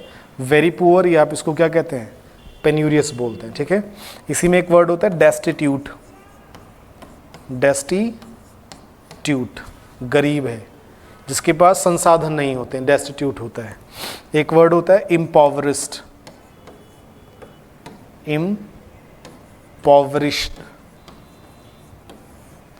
इम्पॉवरिस्ड, डेस्टिट्यूट और impoverished, destitute, indigent, very poor, penurious। Clear? इसको ऐसे याद रखो। देखो कृष्ण जी के बारे में आपने पढ़ा होगा, तो वो क्या थे? एफ्लुएंट थे, लेकिन उनका दोस्त सुदामा क्या था? सुदामा वॉज पेन्यूरियस। पेन्यूरियस मतलब वेरी पुअर, ठीक है, एक्सट्रीमली पुअर। इंडिजेंट, डेस्टिट्यूट और इम्पॉवरिस्ड, ठीक है। इसको पेनीलेस भी कहते हैं। गरीब को क्या कहते हैं? पेनीलेस। पेनी मतलब पैसा, तो पेनीलेस मतलब जिसके पास पैसा ना हो, ठीक है, जिसके पास पैसा ना हो। क्लियर है? तो ये सारे वर्ड्स हम लोग यूज करते हैं संपन्नता के लिए। कोई व्यक्ति अमीर है, कोई स्टेट अमीर है, कोई देश अमीर है ना, कोई कम्युनिटी, जैसे कहते हैं ना जैन्स क्या है? जैन्स आर एफ्लुएंट, तो वो एक कम्युनिटी है, तो वो रिच है ना। तो ये सही याद रखना है। ये सब किस में यूज होगा? गरीब के लिए। गरीब फैमिली है, गरीब, जैसे इम्पॉवरिस्ड कंट्रीज, अफ्रीका जो कॉन्टिनेंट है, तो उसमें जनरली जो देश हैं वो कैसे हैं? इम्पॉवरिस्ड कंट्रीज हैं। इम्पॉवरिस्ड मतलब निर्धन, गरीब, लैकिंग रिसोर्सेज, जिनके पास रिसोर्सेज नहीं होते हैं। Penniless, destitute, indigent, very poor और पेनीरियस। क्लियर? ठीक है। गरीब के लिए एक वर्ड और लिखवा देता हूँ, थोड़ा एडवांस वर्ड है बट एग्जाम में आता है।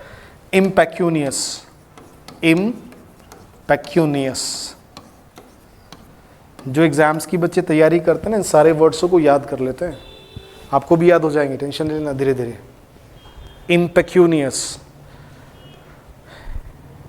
इम्पेक्यूनियस फैमिलीज, निर्धन, गरीब। तो all these words are used in the meaning of poor, ठीक है, निर्धन, गरीब। और ये सारे वर्ड आप यूज किस मीनिंग में करेंगे? रिच के लिए। क्लियर? थोड़ा सा भी लिखते रहना, थोड़ा थोड़ा, फिर आगे ही समझ में आएगा। यहाँ तक क्लियर हुआ? अच्छा, मनी के रेफरेंस में ना, जैसे ये सारे वर्ड्स अभी आपने लिखे हैं, तो ये सब किसके रेफरेंस में थे? मनी के रेफरेंस में ना। कोई अमीर है, कोई गरीब है, तो ये मनी के रेफरेंस में है। तो मनी के रेफरेंस में 2 वर्ड मैं और बता देता हूँ। एक तो यहाँ पर प्रोडिगल आ रहा है और एक पार्सिमोनियस है। इन दोनों को मैं वहीं बता देता हूँ, लिख लो वहीं पर आगे, ताकि मनी वाले वर्ड्स ना एक साथ आपको थोड़ा अंडरस्टूड हो जाए कि ये सारे वर्ड्स मनी से रिलेट करते हैं। देखो, प्रोडिगल का मतलब होता है किसी व्यक्ति को आप प्रोडिगल कहते हैं, प्रोडिगल है। प्रोडिगल का मतलब होता है जो फिजूल खर्ची करता है, मतलब जहां 2 रुपए खर्च होने चाहिए वहां 20 कर देगा। तो ऐसे बच्चे को आप क्या बोलेंगे? प्रोडिगल सन, है फिजूल खर्ची करने वाला, जो फिजूल खर्ची करता है, प्रोडिगल। यानी कि not wise in spending money, मतलब जो पैसा खर्च करने में समझदार ना हो। हिंदी में अगर आप लिखना चाहें तो लिख सकते हैं फिजूल खर्ची करने वाला या खर्चीला, या हिंदी में इसको आप कह सकते हैं अपव्ययी। अपव्ययी मतलब जो अपव्यय करे। अपव्ययी समझ में आता है ना? अपव्यय करे, खर्चे, फिजूल खर्चा करे, उसको कहते हैं प्रोडिगल। जैसे कोई बहुत ज़्यादा खर्चा करता है फिजूल, तो आप उसको क्या कहते हैं? Don't be so prodigal, save money, पैसा बचाओ, प्रोडिगल मत बनो, है ना? क्लियर? तो प्रोडिगल मतलब not wise in spending money, जो पैसा खर्च करने में समझदार ना हो, फिजूल खर्ची करता है। ठीक है, इसी को इंग्लिश में कहते हैं आगे वेस्टफुल। वेस्टफुल मतलब जो बर्बाद करे, है ना? स्पेंड थ्रिफ्ट इसी को कहते हैं, स्पेंड थ्रिफ्ट, एफ और T, F T, spend thrift. Spend मतलब जो खर्चा करता है, स्पेंड थ्रिफ्ट, सेविंग की कोशिश ना करे, स्पेंड थ्रिफ्ट। क्लियर? इसी को थ्रिफ्ट से बनता है फिर थ्रिफ्टलेस। थ्रिफ्टलेस, थ्रिफ्टलेस मतलब जो पैसे की सेविंग ना करे, खर्चा करता है, फिजूल खर्ची करे, थ्रिफ्टलेस है। somebody is thriftless। क्लियर है? स्पेंड थ्रिफ्ट और थ्रिफ्टलेस, जो पैसे को बचाता नहीं है, जो भी आएगा सब खर्च कर देगा, उसको आप कहते हैं प्रोडिगल। वेस्टफुल, स्पेंड थ्रिफ्ट और थ्रिफ्टलेस। ठीक है, ये है प्रोडिगल। क्लियर हुआ? ओके, समझ आ गए? 1-2 वर्ड इसमें और है, अभी नहीं लिखते हैं बट उनको। ओके, दूसरी बात समझो अब। नेक्स्ट वर्ड इसमें क्या है? पार्सीमोनियस। पार्सीमोनियस, पार्सीमोनियस का मतलब होता है कंजूस। somebody पार्सीमोनियस। OUS का मतलब क्या होगा? एडजेक्टिव, है ना? OUS means adjective. तो किसी व्यक्ति को आप कहते हैं ना कि यार वाई आर यू सो पार्सीमोनियस, तो पार्सीमोनियस मतलब जो कंजूस होता है, मतलब जो पैसा खर्च नहीं करेगा, है ना? क्लियर? तो पार्सीमोनियस का मतलब कंजूस हो गया। अब इसके सिनोनिमस, कंजूस का सिनोनिमस आप बचपन से पढ़ते आ रहे हैं, क्या होता है? माइजरली, माइजरली कंजूस होता है। निगर्डली, LY लगाना है इसमें, निगर्डली। somebody is निगर्डली और माइजरली पार्सीमोनियस, जो कंजूस हो। ठीक है, कंजूस, निगर्डली, माइजरली, पार्सी। इसी को कंजूस को कहते हैं स्टिंजी। Stingy, STINGY, stingy. और मिंजी भी कहते हैं इसी को, मिंजी या स्टिंजी।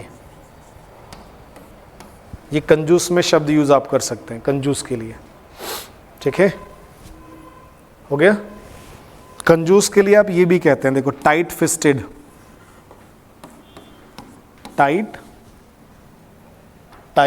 फिस्टेड, फिस्ट मतलब होता है, क्लोज फिस्टेड भी कहते हैं। क्या बोलते हैं? Close fisted. टाइट फिस्टेड मतलब जो मुट्ठी को टाइट करके रखता है ना, खर्च ना करे। फिस्ट मतलब मुट्ठी होता है, ये मुक्का फिस्ट होता है। तो टाइट फिस्टेड या क्लोज फिस्टेड पर्सन कौन है?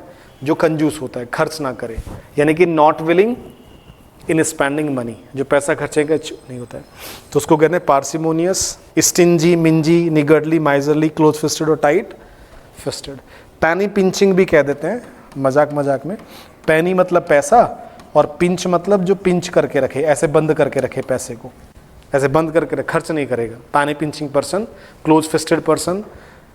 ओके, देखो सब ये चीज़ें आगे राइटिंग स्पीकिंग सब यहीं से निकलेगी, वोकैब से ही निकलता है सब। जिसकी वोकैब अच्छी है ना, वो उसके दिमाग में जो भी थॉट आएगा वो उसको लिख लेगा, क्योंकि लिखने के लिए वर्ड्स चाहिए। ट्रांसलेशन में वर्ड्स नहीं होंगे तो आप कुछ नहीं लिख पाओगे। अभी तो मैं एडजेक्टिव्स ही बता रहा हूँ, इंपोर्टेंट एडजेक्टिव्स। और ये 45 वर्ड्स में आपको लगभग 250 वर्ड्स करा दूंगा, और इन 250 वर्ड्स में से हर साल वर्ड रिपीट होता है, एवरी ईयर। 7-8 साल से तो मैं देख रहा हूँ जब से चीज़ें पढ़ा रहा हूँ, एवरी ईयर यहाँ से रिपीट होते हैं वर्ड्स, एवरी ईयर। ये 45 वर्ड्स मैंने वो आपको दिए, these are the most important words, most important. ये 200, 250, 300 शब्द तो आपको एटलीस्ट पता ही होना चाहिए मिनिमम, ठीक है, शुरुआत की दौर में। यहाँ तक क्लियर हो गया? अच्छा, एक वर्ड थोड़ा और लिख लो बस समझाने के लिए बता, ब्रॉक लिखते हैं ज़रा। अमीर गरीब, और एक वर्ड है ब्रॉक, जिसको आप डेली लाइफ में यूज़ कर सकते हैं वाइल स्पीकिंग। ब्रॉक, देखो ब्रॉक एक तो ब्रेक होता है ना, तोड़ना वर्ब होता है वहाँ पर, ब्रेक है ना, तोड़ना। एक ब्रेक नाउन भी होता है ना, ब्रेक ले लो। देखो कैसे वर्ड्स के मीनिंग चेंज होते हैं, कैरेक्टर चेंज। एक ब्रेक का मतलब क्या है? नाउन। ब्रेक मतलब कुछ वक्त के लिए जब आप कोई एक्टिविटी कर रहे हैं तो कुछ वक्त के लिए आप उसको रोक देते हैं, फिर रिज्यूम करते हैं 15 मिनट, तो आपने 50 मिनट्स का ब्रेक लिया, इसको गैप कहते हैं, है ना। एक ब्रेक होता है तोड़ना, वर्ब, तो वहाँ वर्ब हो गया। एक ब्रेक जो कार्स में यूज़ होते हैं, एक तरह से वो क्या है, मशीन है एक तरह की जो पहियों को रोकती है, वो भी ब्रेक, वो नाउन हो गया वहाँ पर। अब यहाँ पर ब्रेक का सेकंड फॉर्म मैंने क्या लिख दिया? ब्रॉक। थर्ड फॉर्म होता है ब्रोकन, तो मैंने यहाँ ब्रॉक लिखा है, लेकिन मैंने वर्ब नहीं लिखा है। ब्रॉक को यहाँ क्या लिखा है? एडजेक्टिव, कि ब्रॉक को आप यूज़ करेंगे एडजेक्टिव के मीनिंग में, वर्ब नहीं है यहाँ पर। ओके, जब आप कभी भी खुद को ब्रॉक बोलते हैं तो ब्रॉक का मतलब होता है जब आपके पास पैसे की तंगी है, ठीक है। जब आप आर्थिक तंगी में हैं तो आप खुद को क्या बोलेंगे? ब्रॉक। क्लियर? आप गरीब नहीं हैं, गरीब होना एक स्टेट है। ब्रॉक मतलब पैसा खूब है लेकिन पिछले कुछ 1-2 महीने से क्या चल रही है? थोड़ी तंगी चल रही है, तो you are broke these days, ठीक है। तो ब्रॉक मतलब होता है hard up with money, hard up with money. Hard up with money है, you are hard up with money, या you are short of money, पैसे की थोड़ी कमी चल रही है, तो you are short of money. तो वहां आप खुद को बोलेंगे हार्ड ब्रोक, ठीक है। गरीब मत बोलना कि आई एम ब्रॉक। ब्रॉक का मतलब जब जेब में पैसा नहीं है, आप खाली हो गए अभी, या आर्थिक तंगी में आप है, दोस्त ने पैसे मांगे, यार 2000 रुपये दे 2000, तो आप क्या बोलेंगे? यार अभी नहीं दे सकता, आई एम ऑलरेडी ब्रॉक, मेरे पास अभी नहीं है, I am already Brock these days, अभी तो मैं खुद ही थोड़ा तंग चल रहा हूँ। तो वहाँ पर आप खुद को क्या बोलते हैं? ब्रॉक बोलेंगे, आर्थिक तंगी में होना, है ना, ठीक है। Brock means hard up with money, या फिर शॉर्ट ऑफ मनी, जब पैसे की थोड़ी कमी है तो यू आर ब्रॉक। क्लियर? ठीक है, यहाँ तक समझ में आ गया? अमीर हो गया, समझ में आ गया। अमीर word affluent, rich, prosperous, wealthy, ठीक है। Affluent, well off, well to do. थोड़ा सोचा करो वर्ड्स पे भी, ठीक है, धीरे धीरे सोचोगे। गरीब समझ में आ गया। पेन्यूरियस मतलब वेरी पुअर, बहुत ही गरीब, पेन्यूरियस। इंडिजेंट, है ना। इम्पैक्यूनियस वहाँ पे आपने लिखा, इम्पॉवरिस्ड लिखा, पैनीलेस लिखा, डेस्टिट्यूट लिखा, वो सब गरीब के लिए यूज़ होते हैं जब आपका रिसोर्सेज नहीं है। लेकिन ब्रॉक का मतलब गरीब मत समझ लेना। ब्रॉक का मतलब होता है जब आपके पास पैसे की कुछ समय के लिए तंगी है, आप गरीब नहीं है, तो यू आर ब्रॉक, ठीक है। क्लियर है यहाँ तक? ओके, प्रोडिगल समझ में आ गया, जो फिजूल खर्ची करे, जो सेविंग ना करे, फिजूल खर्ची करता है ना, not wise in spending money. और कंजूस कौन है? जो पैसा खर्ची ना करे। स्टिंजी, मिंजी, माइजरली, निगर्डली, है ना। क्लोज फिस्टेड, टाइट फिस्टेड, ये पैनी, पिंचिंग। पैनी पैसे को क्या करे? पिंच करेगा, तो पैसे को जो पिंच करेगा, खर्च नहीं करेगा, वो क्या है? पैनी पिंचिंग है, मतलब खर्चा नहीं करता है, पैसे को बचाता है, ठीक है। ओके ओके, एक वर्ड और यहाँ से बस आज के लिए थोड़ा पढ़ लो। स्टैलर को थोड़ा देख लो बस, बाकी 1-2 वर्ड और देख लो बस। 22 देख लो, बाकी तो सीक्वेंस में करेंगे ही, कल सारे वर्ड कर लेंगे कल इसके पूरे। अभी मैं आपको रफली थोड़ा पढ़ा रहा हूँ, मोटा मोटा, कि वर्ड्स की आइडियाज़ हो जाए मीनिंग का। स्टैलर मीन क्या होता है? स्टैलर परफॉर्मेंस का मतलब क्या होता है? शानदार, है ना, एकदम प्रभावशाली जो हो उसको आप कहते हैं स्टैलर। तो स्टैलर परफॉर्मेंस, अभी देखा था ना टेस्ट क्रिकेट चल रहा है ना मैच, उसमें यंग सा प्लेयर है, क्या नाम है उसका, अरे वो छोटा सा उसने डबल सेंचुरी मार दी ना, तो जो भी है, तो उसकी परफॉर्मेंस कैसी रही, स्टैलर परफॉर्मेंस, हर कोई उससे प्रभावित हो गया, है ना। तो स्टैलर का मतलब क्या होता है, शानदार, यानी कि वेरी इंप्रेसिव, वेरी इंप्रेसिव, और इसी को आप शानदार को कहते हैं आउटस्टैंडिंग या splendid, splendid performance, splendid, SPLEND, splendid, outstanding बोलते हैं ना, आउटस्टैंडिंग, फैबुलस भी कह सकते हैं आप इसको, फैबुलस, स्टैलर। स्टैलर का एक मतलब तो ये होता है, दूसरा होता है रिलेटेड टू स्टार्स, तारों से संबंधित, तारों से related to stars. Stellar performance मतलब बहुत ही, मतलब शानदार परफॉर्मेंस, ठीक है, एकदम इंप्रेसिव, कोई सुने तो इंप्रेस हो जाए, तो दैट इज स्टैलर। समझ आ गया? स्टैलर मतलब वेरी इंप्रेसिव, शानदार के मीनिंग में अब यूज करते हैं ना। स्टैलर परफॉर्मेंस हो गया, stellar acting, stellar acting in the movie, तो एक्टिंग कैसी है, स्टैलर मतलब बहुत ही इंप्रेसिव है, शानदार है, ठीक है। जैसे एक मूवी नहीं आई थी अभी, मानेकशॉ, श्याम बहादुर, है ना, तो उसमें जो विकी कौशल ने एक्टिंग की है वो काफ़ी इंप्रेसिव रही, लोग काफ़ी प्रभावित हुए उससे, तो उसकी एक्टिंग कैसा हो गया, एक तरह से स्टैलर एक्टिंग, स्टैलर परफॉर्मेंस कह सकते हैं, शानदार, बहुत ही इंप्रेसिव है, तो वेरी इंप्रेसिव, स्प्लेंडेड, आउटस्टैंडिंग और फैबुलस, ठीक है, क्लियर। और दूसरा क्या होता है, stellar means related to stars, stellar research मतलब तारों से संबंधित जो रिसर्च है। और मूवी भी आपने सुना होगा ना, एक मूवी भी आई थी इंटरस्टेलर, इंटरस्टेलर, यहाँ तक क्लियर हो गया। अच्छा, एक वर्ड थोड़ा सा अभी मुझे देखो याद आ गया, मैं इसको बता रहा था, एक वर्ड लिखा था ना आपने, एक वर्ड लिखा था ये वाला, इम्पैकेबल लिखा था ना। इम्पैकेबल मीन्स क्या होता है, परफेक्ट, जिसमें कोई कमी ना हो, फॉल्टलेस। वहीं पर एक वर्ड ऐड कर लो, फ्लॉलेस, थोड़ा याद रहना चाहिए आप, मुझे भी याद आया, फ्लॉलेस, ये वर्ड ऐड कर लेना, बड़ा इंपॉर्टेंट वर्ड है। फ्लॉ, फ्लॉ का मतलब होता है, देखो ये जो फ्लॉ है ना, फ्लॉ का मतलब होता है कोई कमी या किसी तरह का कोई कमजोरी है, जैसे आप में कोई कमी है, मतलब बिहेवियर में, जैसे कुछ लोगों में होता है ना, तो कहते हैं ना हर किसी में फ्लॉ, एवरीबडी हैज़ फ्लॉज, तो एवरीबडी हैज़ फ्लॉज मतलब हर किसी में कोई कमी होती है, नोबडी इज़ परफेक्ट, है ना।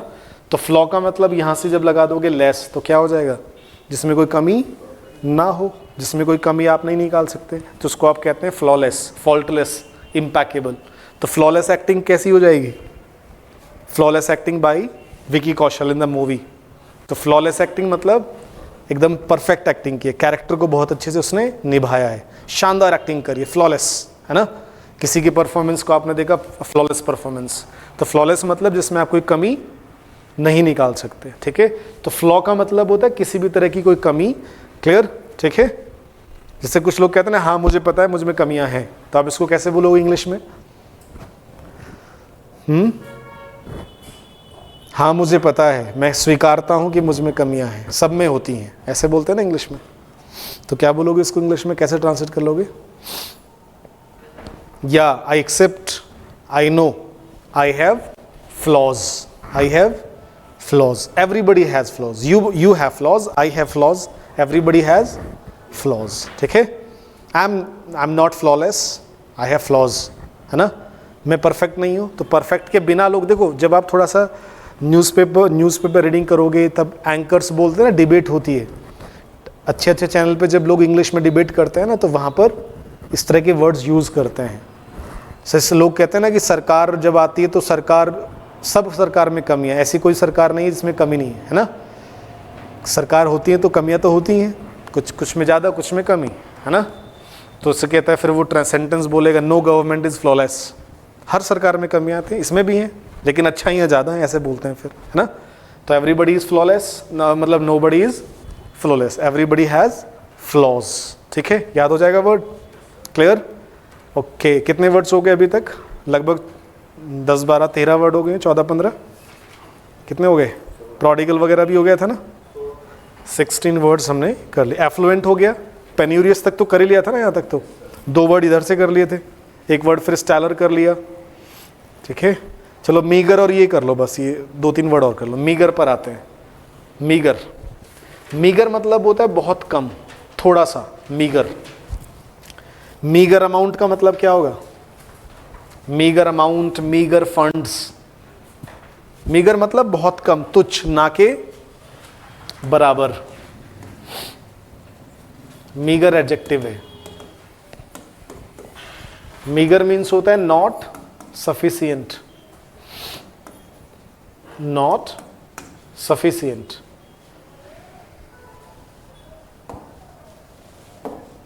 Not sufficient.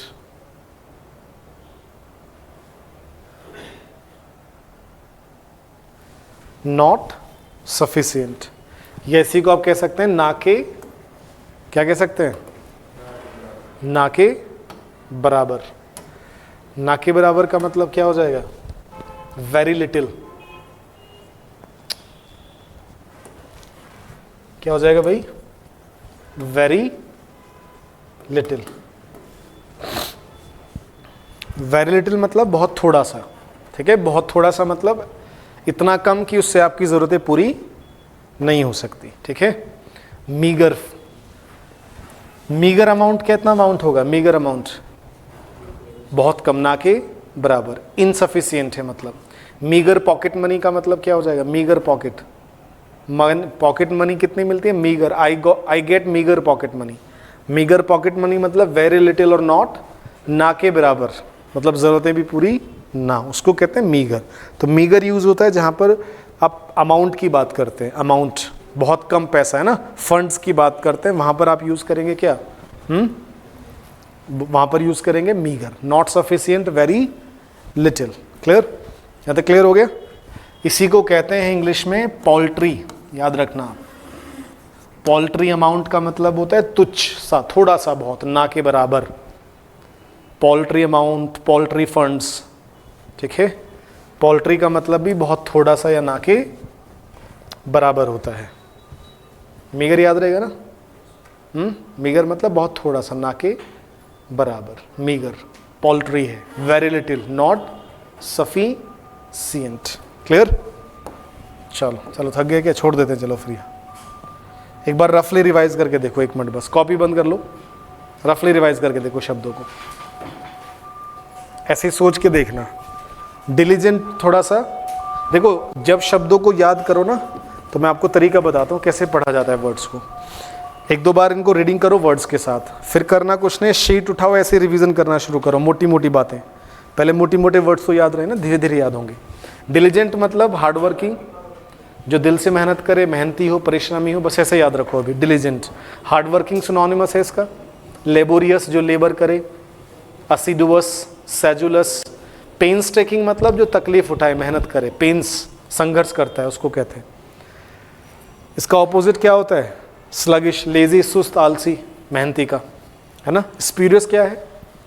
What something is spurious, आप कहते हैं something is spurious. Something is spurious मतलब फेक, बोगस, नॉट जेन्युइन और authentic, spurious. Sham, phony, counterfeit, बताया था, मेलाफाइड। स्लगिश मतलब स्लो टू एक्ट, आलसी, सुस्त, lazy, idle. Tardy, torpid, somebody tardy, torpid, slow, sluggish, lethargic, indolent, इसे words आपने लिखे थे। यहाँ पर ऑपोजिट वर्ड मैंने बताया था स्लगिश का, तेज तर्रार, मतलब तेज जो होता है। निम्बल, निम्बल मतलब क्विक टू मूव, जल्दी act, quick to act. Agile होता है, एक्टिव होता है। फीबल मतलब होता है कमजोर, लैकिंग फिजिकल स्ट्रेंथ, ताकत जहाँ कमजोर हो तो आप फीबल हो जाते हैं ना, फीबल। या जिसमें पावर ना हो, शक्ति ना हो, ताकत ना हो, फीबल हो जाता है। वीक या इनफर्म, वीक या इनफर्म, ठीक है। इसका ऑपोजिट देखो क्या बनेगा। एक वर्ड होता है ना रॉबस्ट, सुना है ना, रॉबस्ट, मजबूत, टिकाऊ, रॉबस्ट कहते हैं। तो इसका ऑपोजिट जैसा बनता है, ठीक है, याद रखना है। जीनियल मतलब क्या होता है? समबडी जीनियल, नहीं, फ्रेंडली, मिलनसार। ये किसी के मिलनसारिता को बताता है कि कोई व्यक्ति का बिहेवियर कैसा है, जीनियल है। जीनियल मतलब गुड नेचर्ड है है ना, मिलनसार। और जॉवियल, जेंटिल, एफेबल वर्ड याद रखना, AFFLE, एफेबल मतलब मिलनसार, जो सबसे हंस के बात करे, मिले जुले। कनिंग मतलब चालाक, कपटी, जो कपट करे, धोखा करे, छल करे। तो कनिंग का सिनोनिमस था क्राफ्टी, है ना। Clever in a dishonest way, deceitful होता है, डिसेप्टिव, स्लाय, SLY, स्लाय, डिसीट, डिसेप्टिव। वाइली, वाइल से क्या बनेगा, वाइल से क्या बनेगा, वाइली। वाइली मतलब जिसमें छल हो, वाइल मतलब छल, कपट। तो वाइल से वाइली, डिसीट से डिसीटफुल, डिसेप्शन से डिसेप्टिव, ठीक है, क्राफ्टी, कनिंग, ठीक है, याद रखना है थोड़ा सा। अच्छा, एक वर्ड इसमें और ऐड कर लो, वहाँ पर याद कराता हूँ आपको। नेविश भी ऐसे ही व्यक्ति को कहते हैं, नेविश। नेव अगर किसी को कहते हैं ना आप, यू आर अ नेव। जैसे नेव एक वर्ड होता है इंग्लिश में, NAVE। तो नेव का मतलब होता है मक्कार और धूर्त व्यक्ति, और नेव का एडजेक्टिव क्या बनेगा, नेविश। somebody is नेविश। नेव एडजेक्टिव, ये नाउन है, नेव इज नाउन, और ये एडजेक्टिव है।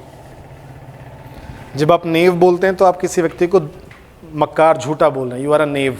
नेविश मतलब नेविश बिहेवियर, थोड़ा छल कपट वाला, ठीक है, क्लियर है, ओके।